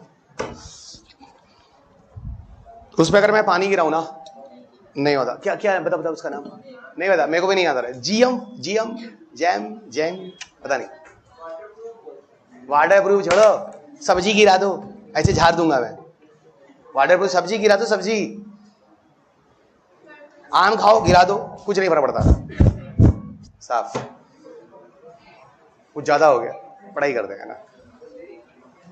है भाई, दुनिया में बहुत तरह के मटेरियल्स हैं, अलग अलग। अच्छा, फुलडीन में ऐसे नहीं होता है ये झाड़ दो निकल जाएगा, ऐसा कुछ नहीं है। वो कोई अलग सा, ये पूछ रहा है वो कपड़े उपड़े वाला बना सकते हैं, यहां पे ऐसा नहीं है। CNT में है, फुलडीन में नहीं है, CNT में। एप्लीकेशन ऑफ CNT, फुलडीन डन, बढ़िया से करा दिया। और सुनो, किस्मत देखो, CNT पे क्वेश्चन 2021, ग्राफीन में क्वेश्चन, सॉरी CNT पे क्वेश्चन 2020, ग्राफीन पे क्वेश्चन 2012, कार्बन फाइबर पे क्वेश्चन 2023। तो बचा क्या? वही जो भी पढ़ाया है, फुलडीन। तो आगे आने वाले समय फुलडीन पे क्वेश्चन बनना चाहिए। सब पे आ गया, ही बच गया अभी तक किस्मत से। अभी नहीं समझ में आ रहा है आपके पास क्वेश्चन रह रहा है, आप देखिए सब आ गया, फुलडीन रह गया अभी तक। तो फुलडीन आगे आने वाले सालों में कभी होगा तो अलर्ट रहना। ओके, हो सकता है, अच्छा क्वेश्चन। अब बात करते हैं एप्लीकेशन ऑफ CNT। सुमियो इज़ुमा, बार बार बोल रहा हूं, 1991 ये बंदा CNT बनाता है। CNT सबको पता है कि 1 डायमेंशन स्ट्रक्चर और कार्बन एलोट्रोप्स बोल सकते हैं, ये भी हमने देख लिया। 132 करोड़/1 लेंथ और डायमीटर रेशियो होता है। इसका लेंथ डायमीटर रेशियो देखोगे तो 132 करोड़ = 1, मतलब लेंथ इतना है तो डायमीटर इतना है। ये CNT का लेंथ डायमीटर रेशियो होता है, इसको जानना नहीं है। CNT के बारे में बता दूं, इसका स्ट्रेंथ वेट रेशियो बहुत ज्यादा होता है, हाईएस्ट स्ट्रेंथ वेट रेशियो। अब आप पूछोगे सर इसका क्या मतलब? इसका सीधा मतलब है स्ट्रेंथ जितनी ज्यादा है वेट उतना ही कम है, वेट जितना कम है साथ साथ उसकी उतना ही ज्यादा स्ट्रेंथ है, ऐसे कह लो, ये ज्यादा अच्छा होगा। CNT की बड़ी खूबसूरत प्रॉपर्टी है, इसीलिए इस तरह की चीजों को ज्यादातर बहुत सारी कंपनियां हैं जो बोट बनाने में यूज कर रही हैं, बाइसिकल बनाने में यूज करने की बात कर रही है। इससे बोट बहुत हल्का होगा और बहुत मजबूत होगा, साइकिल या बाइसिकल बहुत हल्का होगा और बहुत मजबूत होगा। हम सब ऐसी साइकिल प्रेफर करते हैं जो बहुत हल्की हो। अब वो लोग साइकिल को हल्की बनाने के चक्कर में जल्दी प्लास्टिक का यूज करते हैं, और प्लास्टिक जो होता है उसके साथ क्या प्रॉब्लम है?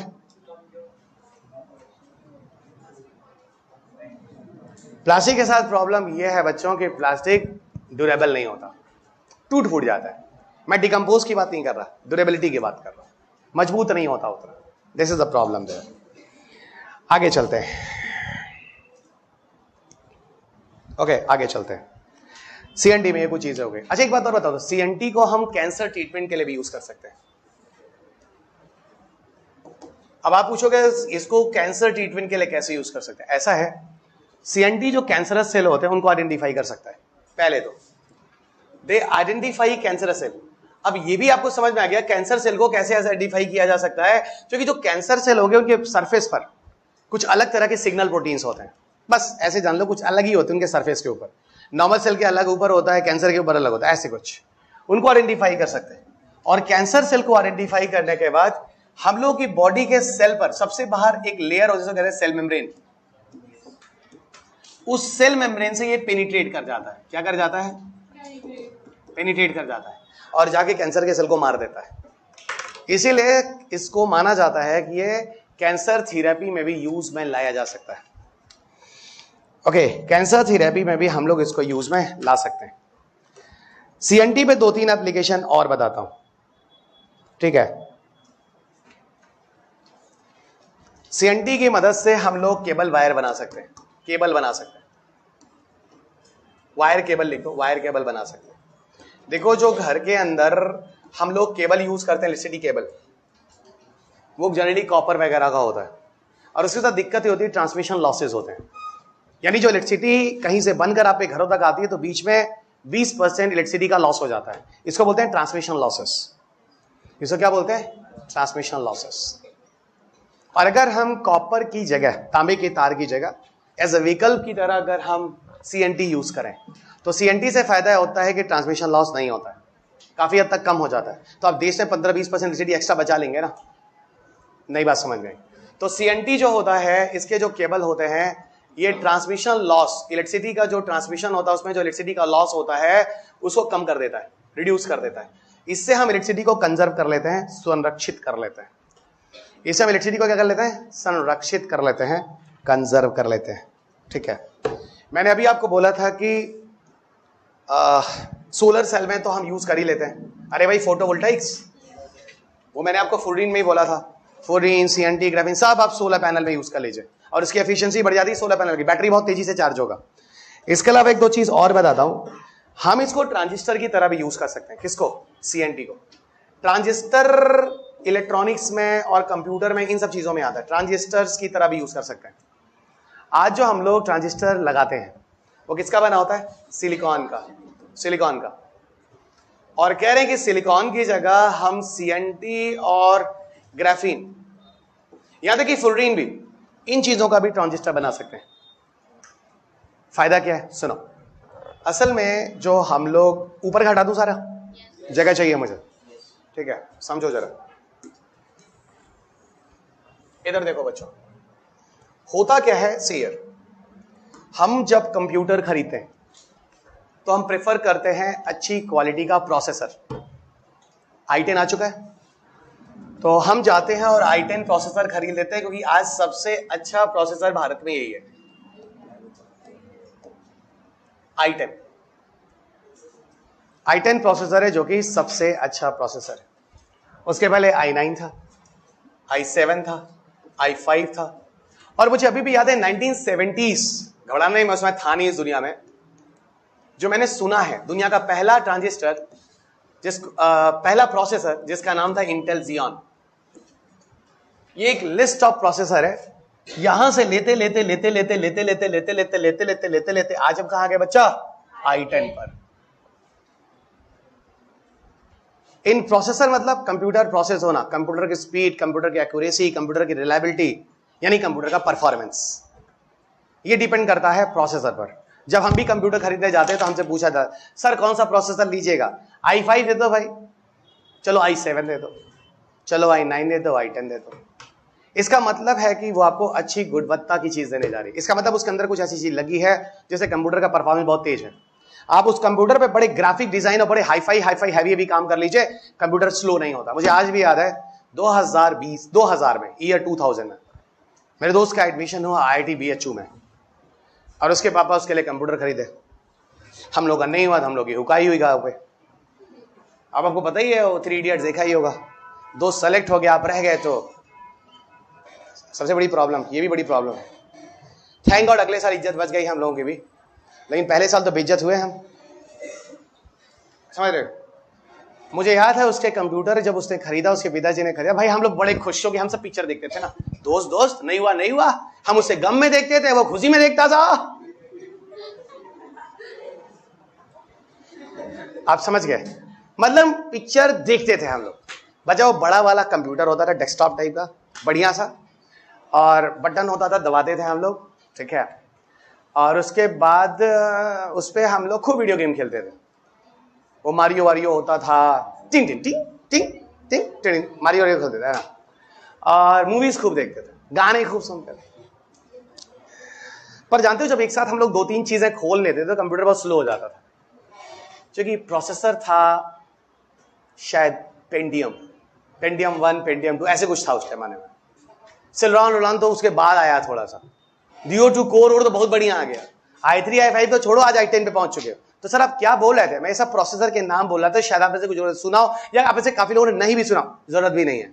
आपने पहला देख लिया, आपने आज का देख लिया, बीच क्यों जाओगे? हम थोड़े पुराने हैं, हमने चीजों को यूज किया, तो हम आपको चीजों को बताते हैं। कहानी समझ में आई? अच्छा, तो प्रोसेसर आ जाने से गुणवत्ता बढ़ गई, और प्रोसेसर कैसे अच्छा आया? उसमें अच्छी क्वालिटी के ट्रांजिस्टर्स लगाए गए। नहीं समझ आई बात? तो ट्रांजिस्टर की वजह से कंप्यूटर का प्रोसेसर अच्छा होता है। अच्छी क्वालिटी का ट्रांजिस्टर लगाओगे, प्रोसेसर अच्छी क्वालिटी हो जाएगी, कंप्यूटर की एफिशिएंसी बहुत बढ़ जाएगी। अच्छा, अब क्या किया जाए? जो सिलिकॉन के जो ट्रांजिस्टर होते हैं भैया, देखो वो साइज में ना बड़े होते हैं, और इसलिए संख्या में, नंबर में बहुत कम लगा पाते हैं, बहुत ज्यादा जगह नहीं होती लगाने के लिए। और साथ साथ जो सिलिका के ट्रांजिस्टर होते हैं वो हीट भी बहुत निकालते हैं, गर्मी भी बहुत करते हैं, गरम। इसीलिए कंप्यूटर जहां ऑन होता है वहां पे गर्मी बढ़ जाती है, 2-3 डिग्री सेल्सियस टेम्परेचर वहां ज्यादा होता है। और इसीलिए जब आपका कंप्यूटर और डेस्कटॉप जब खोलते हैं तो आप ध्यान दीजिए, एक पंखा चलता है, फैन चलता है, जो आपके कंप्यूटर को ठंडा रखता है। अगर वो ना चले तो आपके कंप्यूटर का फिलामेंट जलता है बहुत तेजी से, और इससे आपका कंप्यूटर जल्दी खराब हो जाता है। ये सिलिका की प्रॉब्लम है। बाद में क्या हुआ? CNT ग्राफीन जैसी चीजों का जब ट्रांजिस्टर बनाया जाएगा तो भैया साइज में बहुत छोटे होते हैं, स्मॉल होते हैं, इसलिए ये नंबर में मेनी ऑफ देम लगा सकते हैं, और हीट भी ये बहुत कम निकालते हैं। और इसकी मदद से, जहां आप इसकी मदद से 3.45 गीगाहर्ट्ज की बात करते हैं, वहां आप इसकी मदद से 100 गीगाहर्ट्ज की फ्रीक्वेंसी आप कंप्यूटर मैनेज कर सकते हैं। अगर आपको 3.45 नहीं समझ में आ रहा है तो ऐसे समझ में आ रहा होगा कि भैया आज अगर हम 3.45 यूज कर रहे हैं तो इसका कम से कम 100 गीगाहर्ट्ज तो कई गुना फास्ट होगा। ऐसी समझ जाओ, सोच लो बस। नहीं समझ में आएगा? यानी इस तरह की चीजों का ट्रांजिस्टर जो होगा वो क्वालिटी वाइज कमाल का होने वाला है। मतलब आपने सोचा ही कि मैसेज चला गया बिना भेजे ही। अभी तो दबा रहे हैं, डिलीट भी कर सकते हैं, जाने के पहले भी इज्जत बच जाएगी। वहां तो सामने वाला बंदा खड़ा भी हो गया आपके सामने। मतलब कुछ ऐसा नहीं, मतलब कुछ ऐसा ही, मतलब इतना फास्ट है। नहीं समझ आ रहा है? थैंक गॉड आप समझ गए। मैं तो डर गया था। ये CNT का कमाल है, ट्रांजिस्टर्स वगैरह। CNT में ऐसा बोला जाता है कि भाई देखो ऐसा है, फैब्रिक वगैरह में, ये अभी जो बोल रहा था बच्चा है ना, फैब्रिक वगैरह में CNT को यूज कर सकते हैं। तो कपड़े वपड़े में कभी व्रिंकल नहीं पड़ते, तो उनको आयरन वायरन करने की जरूरत नहीं पड़ती। और वो डस्ट रेजिस्टेंस, वाटर रेजिस्टेंस, इस तरह की चीजें भी बन जाएंगी CNT की, ठीक है ना। तो CNT मेड अगर फैब्रिक्स वैब्रिक्स करें तो वो फायदा आ जाता है। एक मेरे पास रिसोर्स सोर्स है, उसमें ये बोला गया कि मैंने कुछ पढ़ा है, उसमें बोला गया कि CNT से ब्लड वेसल्स भी बनते हैं। ओके, CNT से ब्लड वेसल्स भी बनते हैं। और अगर CNT से ब्लड वेसल्स बनते हैं यानी हम आर्टरी और वेन्स बना सकते हैं। और CNT से अगर हम आर्टरी और वेन्स बना सकते हैं, इसका सीधा मतलब है अगर किसी की बॉडी में आर्टरी और वेन्स चाहिए तो CNT से आर्टरी वेन्स बनाकर उसकी बॉडी में डाल सकते हैं। सर किसको चाहिए? एक लाइन में सुन लो। किसी बंदे का बाईपास सर्जरी हो रहा है, मेरे एक भाई अंकल है, दोस्त के पिताजी हैं, गांव गया तो पता चला भाई उनकी बाईपास सर्जरी हुई है, और वो बड़े अच्छे केमिस्ट्री के टीचर भी हैं। तो मैं गया उनसे मिलने, भाई आदमी जाता है मिलने, तो क्या बेटा देखो ये देखो यहाँ ये कटा है, दिखाए उखाए अपना खोल के, देखो बेटा यहाँ ये कटा है, यहाँ की जो नस है यानी ब्लड वेसल्स, उसको काट के यहाँ पे जोड़ी गई है। मतलब अपनी बॉडी के तो आर्टरी वाटर कट करके लगाओगे, क्योंकि अपनी बॉडी अडॉप्ट कर लेती है, आपका थोड़ी मेरी बॉडी में अडॉप्ट कर, आपका दूसरा ऑर्गन है, मेरा दूसरा ऑर्गन है, ठीक है। तो बॉडी दो जगह कट हुई, यहां का कटा ब्लड वेसल्स, और यहां का ब्लड वेसल क्लॉटिंग था हटा के उसको जोड़ा गया। आसान है, दो जगह कट हुआ ना। अगर यही ब्लड वेसल में CNT से बना लेता तब दिखा रहे हमको दो जगह घाव है, दो जगह चोट है, कटा है, अपना बन जाएगा, अपना बन जाएगा। और यहां तो अगर ब्लड जाना बंद हो गया तो बनने की जरूरत ही नहीं, आप ऊपर जा चुके हैं, यहां तुरंत ब्लड सप्लाई चाहिए, यहां पे बाकी संभाल लेगा ना। नहीं, आज हम सर्जरी कर ही देते हैं, काट के दिखाई देते हैं कैसे लगाना है। नहीं समझ आ रहा है भाई, ये तो रिकवर कर जाएगा, लेकिन ये हार्ट चलना बंद हो जाएगा तब क्या होगा? तो ये रिकवर भी क्या करेगा, है कि नहीं? चलेगा। देखो जब हम पढ़ाएं तो फील किया करो, ओके। जब हम पढ़ाएं तो थोड़ा फील किया करो, मजा तभी आता है। आगे बढ़े बच्चों, सुनो अभी।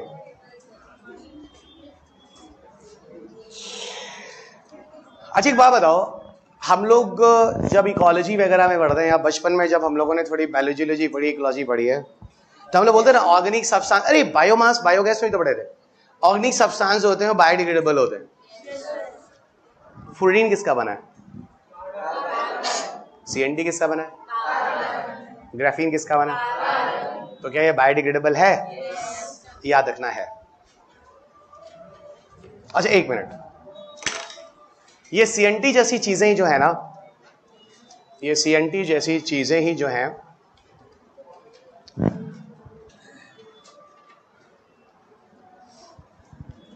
इन्हीं तरह की चीजों से हम लोग बनाते हैं कार्बन फाइबर। वही कार्बन फाइबर जो बहुत ड्यूरेबल होता है, काफी प्रेशर, काफी स्ट्रेंथ, प्रेशर को झेल सकता है, मतलब काफी मजबूत होता है तभी झेल सकता है। और वही कार्बन फाइबर जो था टाइटेनिक वाला, जो पानी के नीचे गया था। तो मतलब कार्बन फाइबर भी एक तरह का नैनो टेक्नोलॉजी ही है। एग्जैक्टली। अभी मैं आपको बहुत सारे नैनो मटेरियल बताऊंगा, उसमें से आपको क्वांटम डॉट्स बताऊंगा, नैनो क्रिस्टलाइन बताऊंगा, बहुत सारी चीज़, उसमें से एक कार्बन फाइबर भी है। ये सब भी नैनो टेक्नोलॉजी के ही इवोल्यूशन है। इनमें भी कार्बन वर्बन की चीजें होती हैं जिनको हम किसी शेप में बनाते हैं,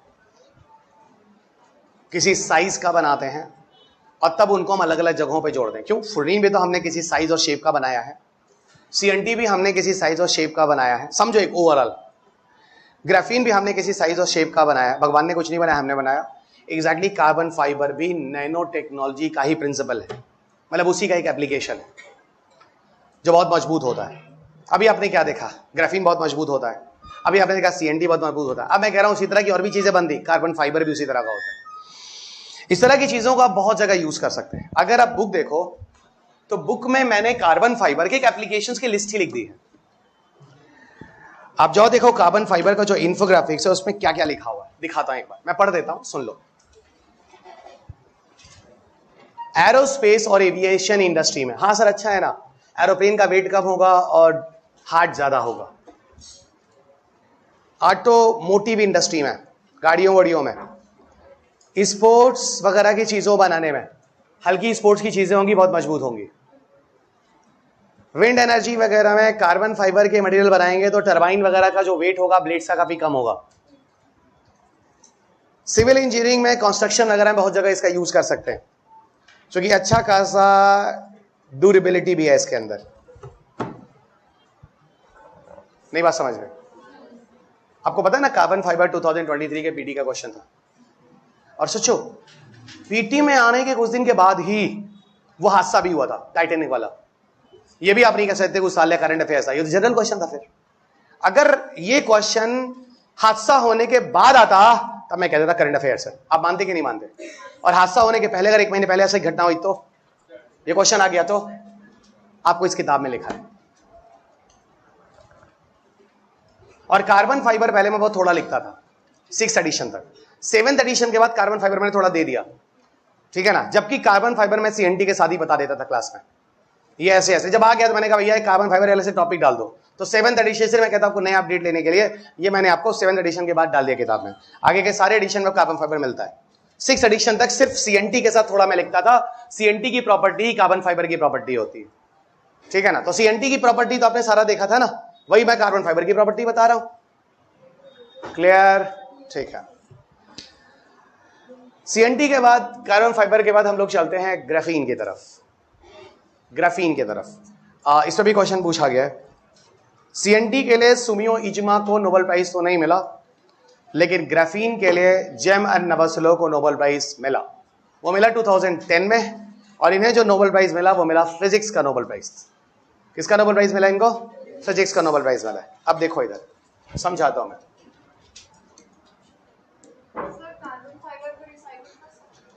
हाँ कर सकते हैं, बिल्कुल रिप्लेस करेगा, पर बहुत महंगा है, बहुत महंगा है। ये सारी चीजें जो हम पढ़ रहे ना, ये 21st जनरेशन मतलब 21st सेंचुरी मान लो। क्वेश्चन पूछा nano technology is a technology of 21st century. कई बच्चे तो कंफ्यूज करके लिखें क्या, कईयों को समझ में आ गया। फुलिन लिख दो, सीएनटी लिख दो, फाइबर लिख दो, ग्राफीन लिख दो, यही तो है 21वीं सदी की तकनीकी नैनो टेक्नोलॉजी। आपके पेपर का क्वेश्चन है ना 2019 के मेंस में, शायद यही तो था। 1918 में मैं कंफ्यूज हूं, ये हो सकता है 20 में, लेकिन ये क्वेश्चन पेपर में आया हुआ है। Nano technology is a technology of 21st century, paper का क्वेश्चन है ये सारे लिखने हैं उसमें, जितने आते हैं सब सारे लिख डालो। अगला एप्लीकेशन आता है क्या? That is graphene. ग्राफीन की डिस्कवरी के लिए नोबेल प्राइज 2010 का है शायद, और जेम एंड नवासिलो को दिया गया। नवासिलो देख लो एक बार स्पेलिंग, नवासिलो शायद ये है, और इन्हें मिला बच्चा फिजिक्स का नोबेल प्राइज।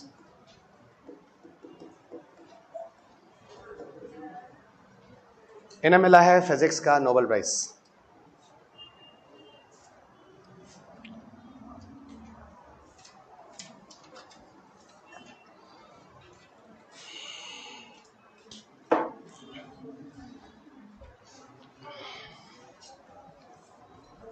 देखो ग्राफीन के बारे में, इनका प्रॉपर्टीज हम देखें। ग्राफीन की, ग्राफीन हम again expecting in your paper आना चाहिए।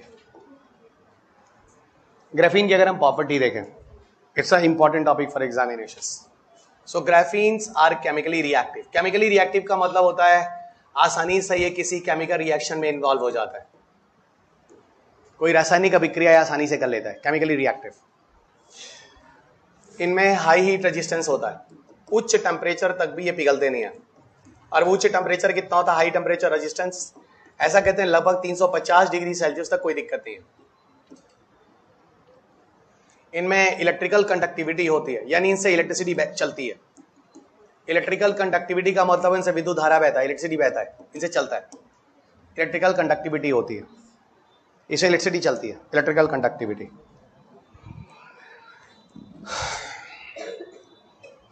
इनकी स्ट्रेंथ बहुत ज्यादा होती है। ऐसा कहते हैं कि ये they are harder than diamond.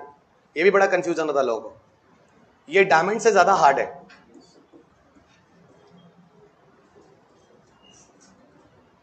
और ऐसा कहते हैं 300 गुना 300 times more strength than steel. Steel से 300 गुना ज्यादा मजबूत है, स्टील से 300 गुना ज्यादा मजबूत है। डायमंड से ज्यादा हार्ड है, they are harder than diamond. Actual में लोग कहते हैं कि यार डायमंड ज्यादा मजबूत है, पर याद रखना डायमंड नेचुरली हार्डेस्ट है। और अगर डायमंड और ग्राफीन में पूछा जाए तो याद रखना ग्राफीन ज्यादा मजबूत है। लेकिन ग्राफीन सिंथेटिक है, लैब में बना, डायमंड नेचुरल है। तो नेचुरली हार्डेस्ट तो आज भी डायमंड ही बोलेंगे ना। पर बी अलर्ट गाइस, यहाँ पे आपको यूपीएससी कंफ्यूज करेगा। उसको पता है सब अंधे में बढ़ते हैं, कोई इतना ध्यान नहीं देता, सब मारेंगे। दुनिया में सबसे हार्डेस्ट जो है वो डायमंड है, जो कि ग्राफीन से भी ज्यादा। तो जैसे बोला ग्राफीन से ज्यादा, गलत हो गया वो स्टेटमेंट, ठीक है। नेचुरल हार्डेस्ट हमेशा किसको बोलोगे? नेचुरल हार्डेस्ट हमेशा डायमंड को बोलोगे, ठीक है। तो ये थोड़ा सा ध्यान रखना। इसमें ऑप्टिकल प्रॉपर्टी पाई जाती है, ऑप्टिकल ट्रांसपेरेंसी भी होती है। ऑप्टिकल ट्रांसपेरेंसी का मतलब होता है कि लाइट्स वगैरह इनसे पास कर सकती है। ऑप्टिकल, जैसे ये जो टेलीविजन है सामने, ये ऑप्टिकल ट्रांसपेरेंसी है इसमें, इनसे लाइट पास करती है, तब जाके टेलीविजन स्क्रीन पे कुछ चलाओगे वीडियोस आपको दिखेगा। समझ में आ रही बात? इनमें ऑप्टिकल ट्रांसपेरेंसी होती है। और इसीलिए आपको पता है जो टेलीविजन की स्क्रीन है, ऐसा कहा जा रहा है भविष्य में, जैसे एलसीडी, जैसे एलईडी, जैसे ओलेड, जैसे कर्व, ये सब जो टीवी है ना, मैं आपको टीवी आगे पढ़ाऊंगा मिसलेनियस टॉपिक में, ये सब बनाई जा सकते हैं। ये सब के सब जो टेलीविजन की स्क्रीन है फ्यूचर में, ये सब ग्राफीन के बने होंगे। ग्राफीन की कुछ अलग से मिसलेनियस एप्लीकेशंस देख लेते हैं। ग्राफीन के एप्लीकेशन, ये तो कुछ प्रॉपर्टीज हैं। इनमें प्रॉपर्टीज में you people have seen the many applications. जैसे ये एप्लीकेशन मिल गया, ये एप्लीकेशन भी मिल गया, दो एप्लीकेशंस तो यहीं पे दिख गए आपको।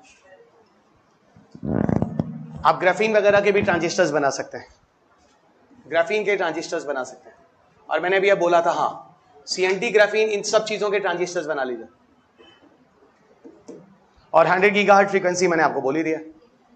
और 100 गीगाहर्ट्ज तो अच्छा खासा फ्रीक्वेंसी है ना। 3.45 आज आप चल रहा है, नॉर्मल ले लो, एंड i10 से ले लो, गूगल कर लो, शायद 4 होगा, आई डोंट थिंक सो 100 पहुंचेगा कभी कभी। एप्लीकेशन ऑफ ग्राफीन पर आते हैं, आ जाओ। एप्लीकेशन ऑफ ग्राफीन पर आते हैं, खत्म कर दें इसको।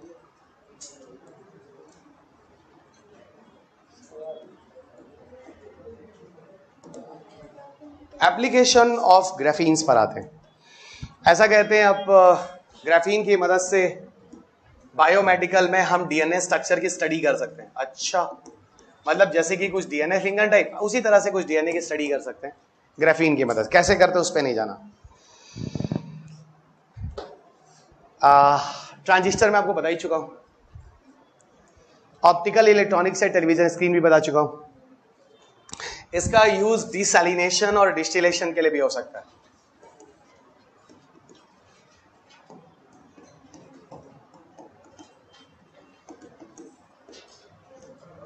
डिसैलिनेशन और डिस्टिलेशन में हो सकता है। फोटोवोल्टाइक्स आपको बता ही चुका हूं, उसको यूज कर सकते हैं। हाँ, एक चीज और, दो चीज और बता देता हूं।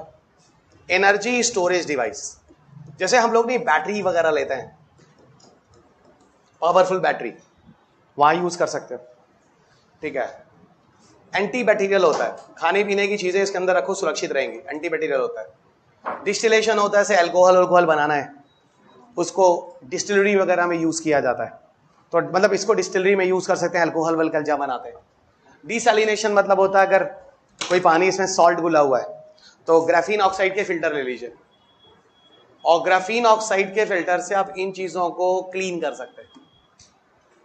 ग्राफीन ऑक्साइड के फिल्टर से आप इन चीजों को क्लीन कर सकते हैं।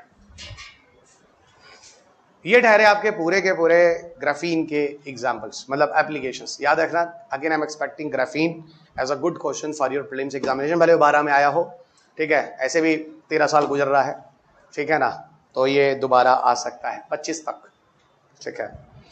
अब चलते हैं, आपको छोटा सा एक डिफरेंस बताता हूं डायमंड और ग्रेफाइट में। जो कुछ नहीं, अभी कुछ नहीं, कुछ भी प्रैक्टिकल नहीं, सब थियरी है। इतने महंगे हैं, किसी के बस का नहीं है। किस भी ही इज राइट। असल में ऐसा है कि ऐसा कहते हैं कि हम इतना ड्यूरेबल है, इतना स्ट्रेंथ वाला है कि इसका यूज हम लोग बुलेट प्रूफ जैकेट पे भी कर सकते हैं। बुलेट प्रूफ जैकेट काफी हल्का होगा और ये काफी मजबूत। जो चीज 300 गुना स्टील से ज्यादा हार्ड होगी वो बुलेट को क्या पार करने देगी। You are right. तो बुलेट प्रूफ जैकेट्स में भी इसका यूज होता है। वैसे जो बुलेट प्रूफ जैकेट्स है उस पर हम लोग बात करेंगे आगे। केवलार होता है, केवलर वो सिंथेटिक प्लास्टिक होता है जो आज हम यूज करते हैं, पर एक अदर ऑप्शन है जो कमिंग फ्यूचर के लिए बनकर तैयार है, वो है graphene. So we can use the graphene also as a bullet proof jackets. Coming future में किया जा सकता है। तो कमिंग फ्यूचर देखिए, थोड़ा सा डायमंड और ग्राफाइट्स में डिफरेंस कर लेते हैं। डायमंड और ग्राफाइट्स में मैं सिर्फ बैठ के कुछ चीजें बताऊंगा, क्योंकि 9-10 की एनसीईआरटी किताबें डायमंड और ग्राफाइट में डिफरेंस साफ साफ लिखा हुआ है। देखो डायमंड और ग्राफाइट के बारे में ऐसे ही बोल रहा हूं, सुन लो, और आप जानते भी हो। डायमंड सबको पता, ग्राफाइट जो है, डायमंड जो है वो नेचुरल होता है, ग्राफाइट नेचुरल भी होता है और सिंथेटिक भी होता है। एवरीबॉडी नो, ये पहला वाला चीज तो हर किसी को पता चला। डायमंड जो होता है वो हार्ड होता है, ग्रेफाइट जो होता है वो ग्रीसी होता है, सॉफ्ट। डायमंड जो होता है वो ट्रांसपेरेंट होता है, इधर उधर। ग्रेफाइट जो होता है वो ओपेक होता है, इधर से उधर नहीं देख सकते, इधर से उधर नहीं देख सकते। डायमंड जो होता है उसका रेजिस्टेंस ज्यादा होता है, हीट रेजिस्टेंस तकरीबन 900 डिग्री सेल्सियस बोला गया, तब जाके वो जलता है। और ग्रेफाइट का थोड़ा कम होता है, ऐसा कहते हैं 700 से 800 डिग्री सेल्सियस के आसपास जाके, तो ज्यादा हीट रेजिस्टेंस आपको डायमंड में मिलेगा। एक सबसे खतरनाक चीज जो स्पेशली मैं आपको बताऊंगा और अलर्ट भी करूंगा, घर में बच्चे होते हैं, थोड़ा ध्यान दीजिएगा। जो बच्चे पेंसिल यूज करते हैं दोनों तरफ से ओपन होता है। हम लोगों ने वो वाली पेंसिल यूज किया था। हम लोग की मम्मा जब अब एग्जाम देने जाते थे, भैया टूट जाएगा, बच्चा वहां करेगा, टाइम लगेगा, दोनों तरफ से ओपन कर दिया जाता था, इधर भी और इधर भी। याद आ रहा है पेंसिल्स? अक्सर घरों में क्या होता है, जो प्लग होते हैं इलेक्ट्रिसिटी वाले वो जल जाते हैं, तो तार लगा के उसमें कोई चीज है जो उसमें खोस दिया जाता है, ठूस दिया जाता है। ज्यादातर घर में सबसे आसान चीज होती है पेंसिल। हमारे घर में तो ऐसा ही हुआ था, आपके घर में क्या पता नहीं। हम सबका घर एक ही तरह का होगा, पेंसिल घर घरों में मिलती होगी, बच्चे ऑलरेडी होते होंगे, और हम लोग के जमाने में बच्चे वो हम ही थे। आज हम लोग के घर में बहुत सारे बच्चे। तो ध्यान रखना, अंदर डाल तो दिया, वो ग्रेफाइट है और ऑन है, पीछे से टच करोगे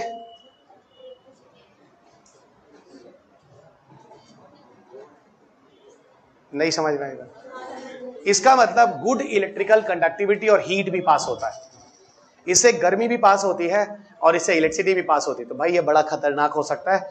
घरों में थोड़ा ध्यान रखना, क्या पता कोई बच्चा ऐसा काम कर रहा हो, उस पेंसिल को लेके फेंक देना और उसको समझा देना, या फिर डरा देना। वो बहुत अच्छा तरीका होता है, बच्चों को डरा दो उन चीजों से, तो फिर बच्चे वो काम नहीं करते।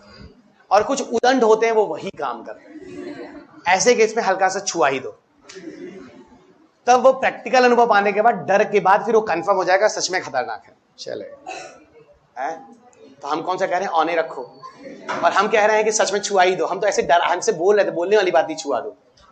कोई छुआएगा अपने घर के बच्चों को? कोई नहीं छुआएगा, चलेगा।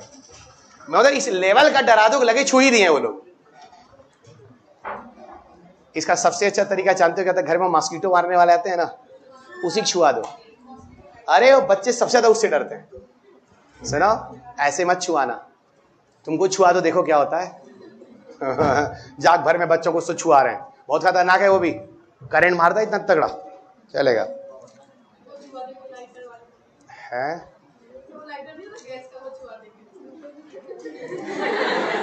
देखो आगे ट्राई करना, ठीक है? गैस का लाइटर छुआएंगे, देख रहे हो सब अपना अपना मतलब दिखा रहे हैं ना।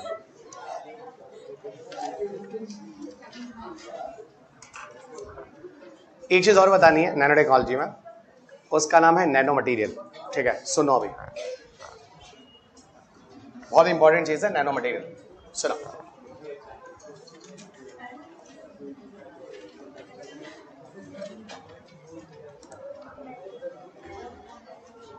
नैनो मटेरियल, देखो ऐसा होता है कि अभी आप लोगों ने जो चीजें देखी, चाहे फ्लोरीन देखा हो, चाहे ग्राफीन देखा हो, CNT देखी हो, कार्बन फाइबर देखा हो, और कार्बन फाइबर के टाइम में मैं कुछ चीजें बोल भी रहा था, कुछ ऐसा, अलग साइज अलग शेप, कुछ याद आ रहा है, और अलग अलग चीजें बनी। और वैसे भी आप लोगों ने फुल्डीन देखा हो, सीएनटी देखा हो, ग्राफीन देखा हो, इन सब चीजों में अलग अलग शेप और अलग अलग साइज ही देखी है। देखा कि नहीं देखा? ये अलग शेप और अलग साइज जो आपने देखा, ये है क्या, जरा समझो। जो नैनो मटेरियल होते हैं वो कुछ मेटल्स के बने होते हैं। ये सुपर कंडक्टिव मटेरियल हो सकता है, सुपर कंडक्टर हो सकते हैं, सिलिकॉन, इस सब तरह के, जर्नियम, इस तरह की चीजों के। यानी जो मैं पढ़ाने जा रहा हूं, nanomaterials, they are made up by any metals, they are made up of any semiconductor materials,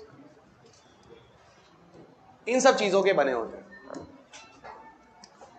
इनके अलग अलग साइजेस और इनके अलग अलग शेप्स, इनके अलग अलग साइजेस और इनके अलग अलग शेप्स, किनके? इन मेटल्स, इन सुपर कंडक्टर्स के अलग अलग साइजेस और अलग अलग शेप से दुनिया के बहुत से तरह के नैनो मटेरियल बन के तैयार होते हैं। इन्हीं दुनिया के बहुत सारे नैनो मटेरियल में से एक जो मुझे बताना है आपको, उसका नाम है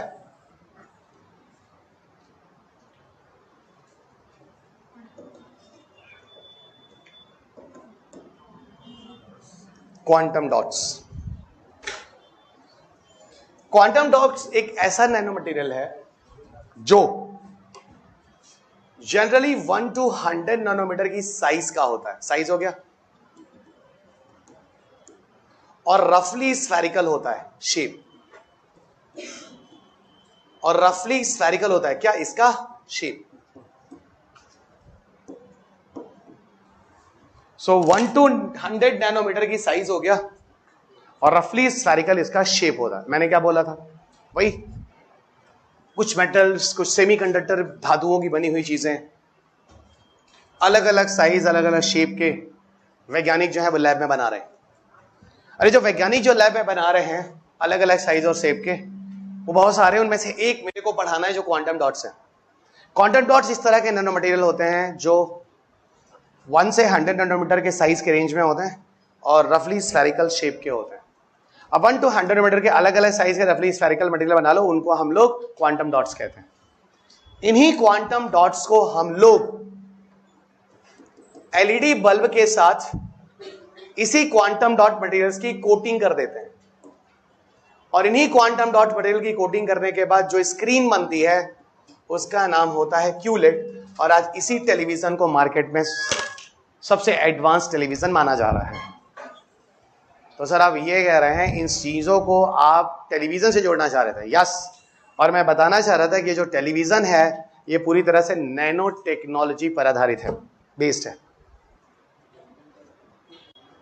अब आप पूछोगे सर क्यूलेट टीवी क्या होता है? फिर मैं कहूंगा क्यूलेट टीवी में आपको मिसलिनियस से पढ़ाऊंगा, एलसीडी, प्लाज्मा, एलईडी, और उससे पहले मैं आपको सीआरटी पढ़ाऊंगा। सीआरटी टीवी वो टीवी जो हम सबके घरों में सबसे पहले आई थी, डब्बा वाला टीवी जिसको खोलते थे, लंबा सा पिक्चर ट्यूब होता था, ठीक है?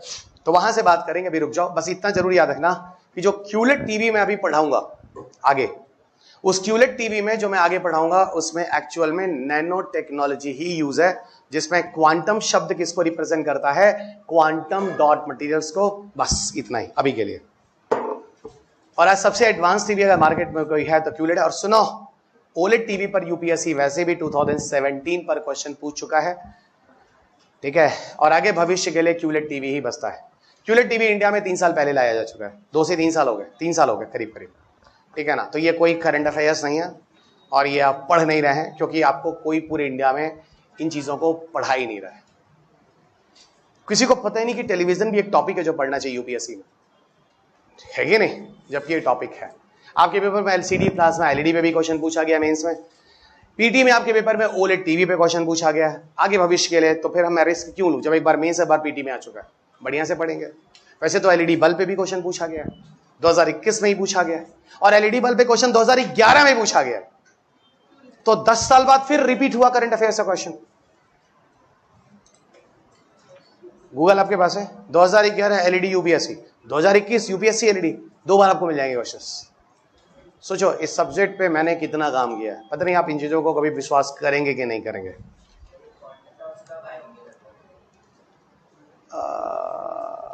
1990s किसको वो मिलने दो। 1990s क्यों? 1986 में वो 85 में वो कौन थी क्रोटोइस मैले, 96 में उनको ही मिला। बायोलॉजिकल क्लॉक 30 साल पहले काम किया, 30 साल बाद मिला।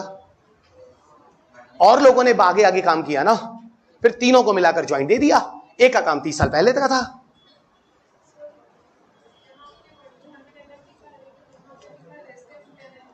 उसको सही कर लो। हाँ। लेस देन 10 nm में भी आ जाएगा ना। 1 to 100 के अंदर क्या तो रेंज आएगा।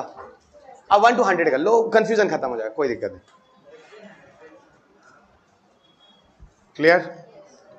इसमें एक चीज और बचती है जो हम लोग करेंगे थोड़ा, nano technology in India government efforts, और उसके बाद मैं आपको यूपीएससी के सारे मेन से क्वेश्चन दिखाऊंगा। जो मैंने आपको एआई पढ़ाया है, रोबोटिक्स पढ़ाया है और नैनो पढ़ाया है। एआई का तो क्वेश्चन इस बार का ही था, हेल्थ वाला, वो मैंने बता ही दिया 2023 जो पीछे साल गुजर चुका है। आगे आप 25 में दे ही रहे, देखते हैं क्या देखते हैं। बाकी रोबोटिक्स और नैनो के क्वेश्चन मैं आपको दिखा दूंगा। एक क्वेश्चन आपको मिलेगा, भारत सरकार नैनो टेक्नोलॉजी में क्या कर रहा है, तो वही तो हेडिंग दिला रहा हूं, नैनो टेक्नोलॉजी इन इंडिया। और हम लोग बात करने वाले हैं गवर्नमेंट इनिशिएटिव्स। और मैं आपको पहले ही बोला यूपीएससी में भारत सरकार, भारत देश, ये सब जरूर होता है।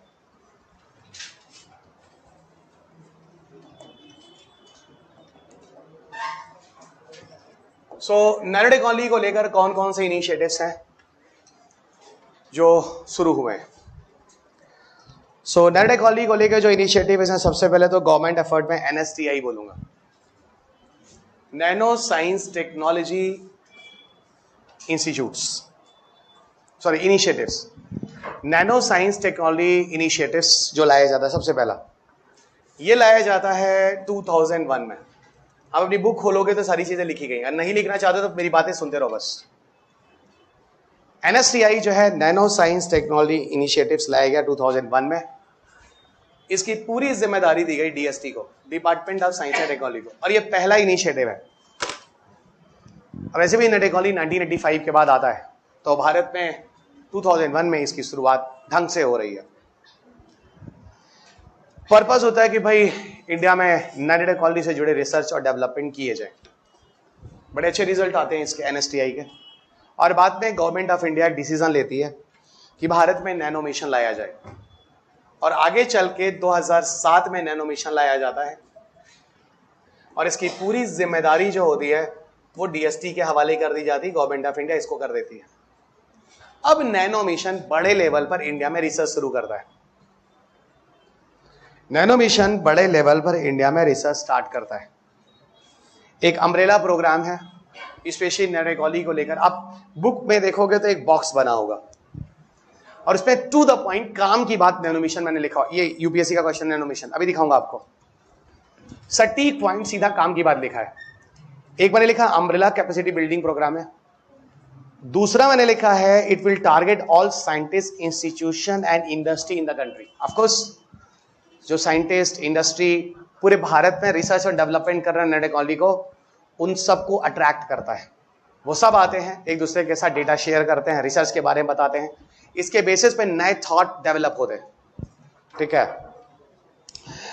नैनो साइंस टेक्नोलॉजी को जो रिसर्च है, इन चीजों को और प्रमोट करने की कोशिश की जाती है, इंफ्रास्ट्रक्चर को डेवलप करने की कोशिश की जाती है, और साथ साथ इंटरनेशनल लेवल पर दूसरे कंट्रीज के साथ जुड़कर भी काम करने की कोशिश करता है नैनो मिशन।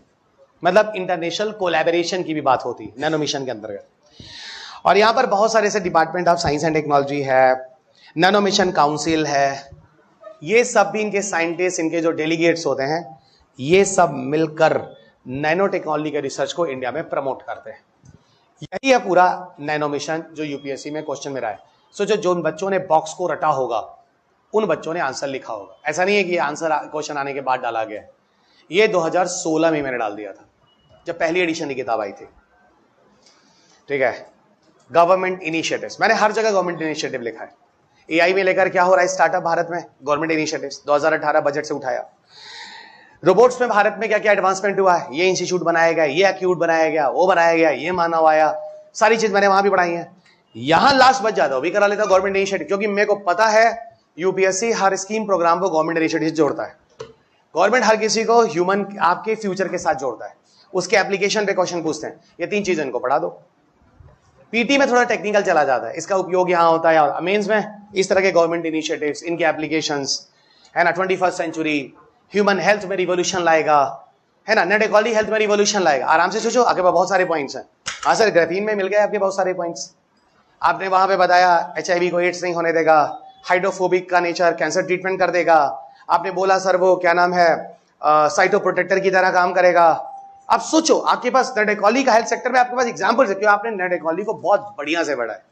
नेट इकोनॉमिक्स को इलेक्ट्रॉनिक्स से पूछ दे तो सोचते जाओ, हाँ सर वो ट्रांजिस्टर, हाँ सर वो कॉपर वायर के ट्रांसमिशन लॉस को कम करेगा, सर वो कंप्यूटर की एफिशिएंसी बढ़ाएगा, वो सर पावर सेविंग के लिए बहुत पावरफुल बैटरी को चार्ज करेगा।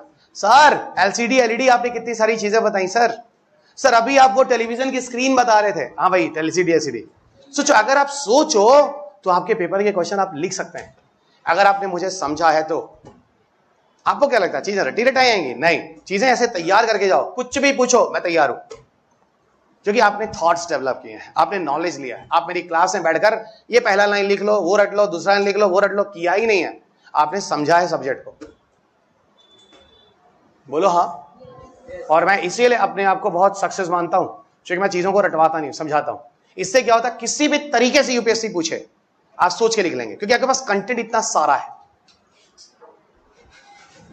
बोलो है। अच्छा, साथ हमारा भी दिया करो, थोड़ा थोड़ा विश्वास बढ़ता है। ठीक है भाई, हम तो एक ही चीज जानते हैं बचपन से, जो काम करो ऐसा करो कि लगे कुछ किए हो। चाहे मैं पढ़ रहा हूं, चाहे मैं पढ़ा रहा हूं, प्रोडक्टिव होना चाहिए। ऐसा नहीं लगना चाहिए जैसे एक फॉर्मेलिटी की तरह। जैसे आप में से कई बच्चे आए हैं, तैयारी कर रहे हैं एक फॉर्मेलिटी की तरह, कोई रिजल्ट नहीं आने वाला है। जैसे मैं हूं, मैं भी आऊं और सिर्फ ऐਵੇਂ ही है, कोर्स हो गया, नैनो हो गया, ये 4-5 बजे मैं भी तो कर सकता हूं, है कि नहीं? तो ना तो मुझे पता, जब आपका टीचर ही पहले इस तरह से काम कर रहा है तो स्टूडेंट तो ऐसी है ही है। वो तो पहले से बैठा हुआ है सपने बड़े देकर। सपने सबके बड़े हैं, हाँ सब, तभी तो 1.5 लाख रुपए दिए वो। कौन सपने छोटे? 1.5 लाख रुपए कोई निकालेगा घर का? एक चवन्नी ना दे। बड़े सपने की वजह से तो निकाले तुम लोग। सब सपने देख रहे हैं क्या? तो मैं झूठ बोल रहा हूं? सब सपने देख रहे हैं। पूरे सबके नहीं होंगे, सबको पता है। उसके लिए गट्स चाहिए ना, मेहनत चाहिए ना, डेडिकेशन चाहिए ना। मेरी तरह जैसे मैं अपनी एनर्जी के साथ पढ़ा रहा हूं, ऐसे घर जाके आपको एनर्जी के साथ पढ़ना भी तो है। इस बंदे ने आगे एक एग्जाम्पल बताया, एक एग्जाम्पल मैं रट डालूंगा, पढ़ डालूंगा, चर्चा बार रिवीजन कर डालूंगा। वो आपका पार्ट है ना, मेरा पार्ट देखिए, मैं अपना कर रहा हूं, अपना करिए। कुछ अपडेट करना है, रोक दिया है, अभी पढ़ूंगा, मैं आपको पढ़ाऊंगा। मैं उसको चाहता तो फॉर्मेलिटी की तरह खत्म कर सकता था। वो नहीं, उस बच्चे ने पूछा सर वो डीप वेब बता दो, मैंने कहा रुक जाओ रुक जाओ, कुछ कारण है, बताऊंगा, समय आने पे बताऊंगा। और मैंने किताब में लिखी है तो भागूंगा कैसे? मैं भाग ही नहीं सकता। भागना होता तो मैं लिखता ही नहीं। अरे मैं भागूंगा तो यूपीएससी का क्वेश्चन फंसेगा कैसे? नहीं तो फिर मुझे ही बोलना पड़ेगा, मेरा पढ़ाया है नहीं, तो आया कहां से? Current affairs. और मैं बोलता नहीं साइंस एंड करंट अफेयर्स। कुछ ज्यादा हो गया क्या? अच्छा, नैनो मिशन डन। और सुनो, इसे खत्म होने के बाद 5 मिनट बच गया है, उसके बाद ब्रेक के बाद आएंगे हम लोग, फिर इसको 5 मिनट छोड़ेंगे, फिर नया उठाएंगे। बोलिएगा नहीं, बता रहा हूं, हमारे देखिए दिमाग खराब हो रहा है, बोलिएगा नहीं, है ना। 1 मिनट खुश करते, दूसरे मिनट परेशान कर देते हैं। नैनो टेक्नोलॉजी इनिशिएटिव प्रोग्राम देखिए, नैनो टेक्नोलॉजी इनिशिएटिव प्रोग्राम्स।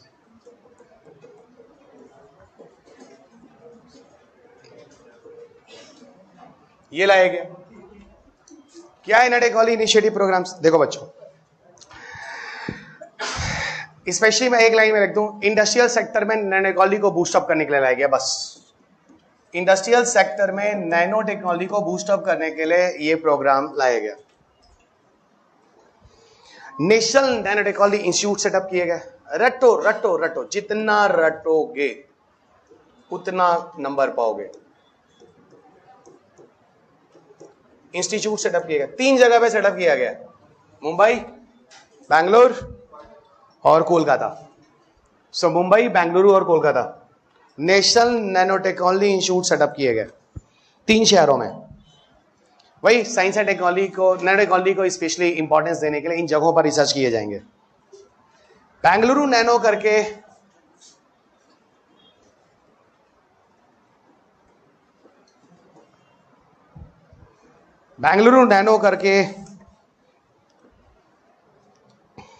एक कैंपेन होता है, बेंगलोर में होता है। वहां की कर्नाटका गवर्नमेंट जो है और एक इंस्टीट्यूट है, उसका नाम है GNCSR, Jawaharlal Nehru centre for advance scientific research. ये लोग मिलकर ऑर्गेनाइज करते हैं और ये बाई एनुअल इवेंट होता है, मतलब साल में 2 बार होता है। दुनिया के डेलीगेट्स आते हैं जो रिसर्च साइंटिस्ट होते हैं, अपने ओपिनियन बताते हैं, इंफॉर्मेशन शेयर करते हैं, जिसके बेसिस पर आगे भविष्य में नए काम, नए आयाम, नए डायमेंशंस निकाले जाते हैं और लोग और नए नए रिसर्च करते हैं। कुछ इंटरनेशनल कोलैबोरेशंस भी हैं,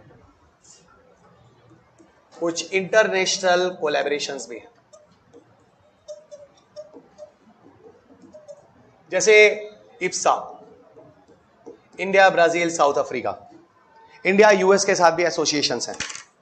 होता क्या है, जैसे इन सारे के सारे कंट्रीज का जो कॉमन इंटरेस्ट है, इन सारे कंट्रीज के जो कॉमन इंटरेस्ट है, उस कॉमन इंटरेस्ट के हिसाब से रिसर्च किया जाता है। सबको इंटरेस्ट है कि मेडिकल सेक्टर में नैनो टेक्नोलॉजी पर कुछ नया काम करते हैं, तो कॉमन इंटरेस्ट हो गया। उस बेसिस पे ये इंटरनेशनल कोलैबोरेशन के हिसाब से रिसर्च होता है on the basis of common interest. Bharat में एक नैनो टेक्नोलॉजी रेगुलेटरी बोर्ड बनाया गया है, 2010 की बात है। नैनो टेक्नोलॉजी रेगुलेटरी बोर्ड बनाया गया, नैनो टेक्नोलॉजी रेगुलेटरी बोर्ड 2010 में बनाया गया। इसको ये वॉच करना है कि डे टू डे लाइफ में कहां कहां हम लोग नैनो टेक्नोलॉजी को और ज्यादा इन्वेंशन कर सकते हैं और ज्यादा यूज कर सकते हैं। डे टू डे लाइफ मतलब आपके जीवन में नैनो टेक्नोलॉजी और कहां कहां पर लाई जा सकती है आपकी लाइफ को और बेटर बनाने के लिए।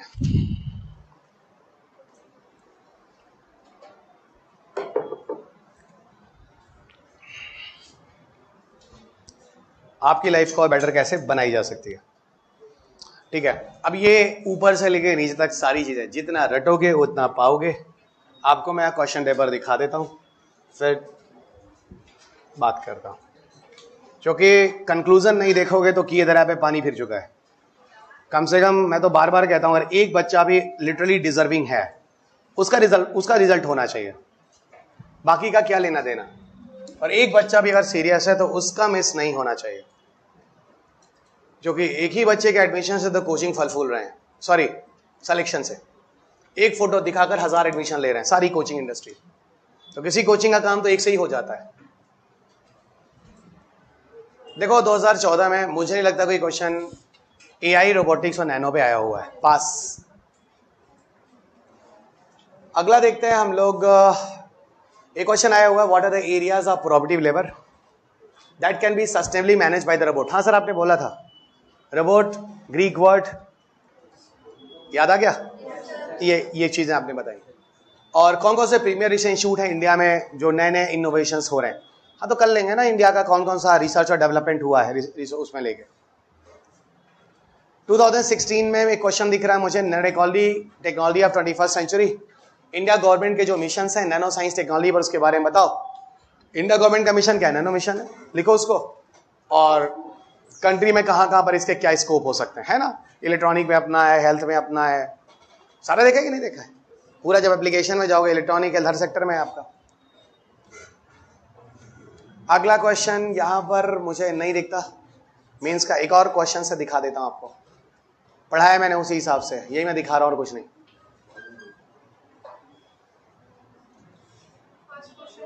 फर्स्ट क्वेश्चन क्या है देख लो, nano technology involve in the health sector. ठीक है, इसी को चेंज कर लेते हैं अगले साल आने वाले सालों में। Robotics in the health sector, मैंने बोला था बहुत इंपॉर्टेंट रोबोट्स हेल्थ सेक्टर, क्योंकि हेल्थ नैनो टेक्नोलॉजी हेल्थ का बहुत जल्दी मैंने क्वेश्चन पूछा था। अब आप में से हर बच्चा इसका आंसर लिख सकता है। अगर वो मुझे शुरू से नैनो टेक्नोलॉजी को सोचना शुरू करे, दिमाग पहले 14 पे जाए, फिर देखे CNT में क्या क्या हेल्थ का था, फिर दिमाग लगा ग्राफीन में क्या क्या हेल्थ का था, और फिर आंसर लिख दे आराम से। 200 वर्ड बहुत बढ़िया से हो। कितने वर्ड्स के? 150 वर्ड ही पूछ रहा है, बहुत है। कम से कम 20 एग्जाम्पल आप लिख सकते हो, और भी विद एग्जाम्पल। फुलीन सही है, CNT सही है, ग्राफीन सही है, फुलीन सही है, CNT सही है, ग्राफीन सही है, फुलीन सही है, CNT सही है, बढ़िया सा। भी सोचेगा क्या बच्चा है भाई, कहां से इतने इंटेलिजेंट बच्चे आ गए, है ना। बाकी और क्वेश्चन नहीं दिख रहा है ना। बाकी 2023 का मतलब AI का एप्लीकेशन मेडिकल साइंस में, ठीक है ना। ठीक है, अब हम लोग ब्रेक के बाद शुरू करेंगे अगला चैप्टर, जिसका नाम है IPR। इसका PDF आप टेलीग्राम से ले लें। टेलीग्राम पे मेरे सारे PDF अवेलेबल होते हैं, वहां से ले लीजिए, और उसके बाद हम लोग IPR शुरू करेंगे।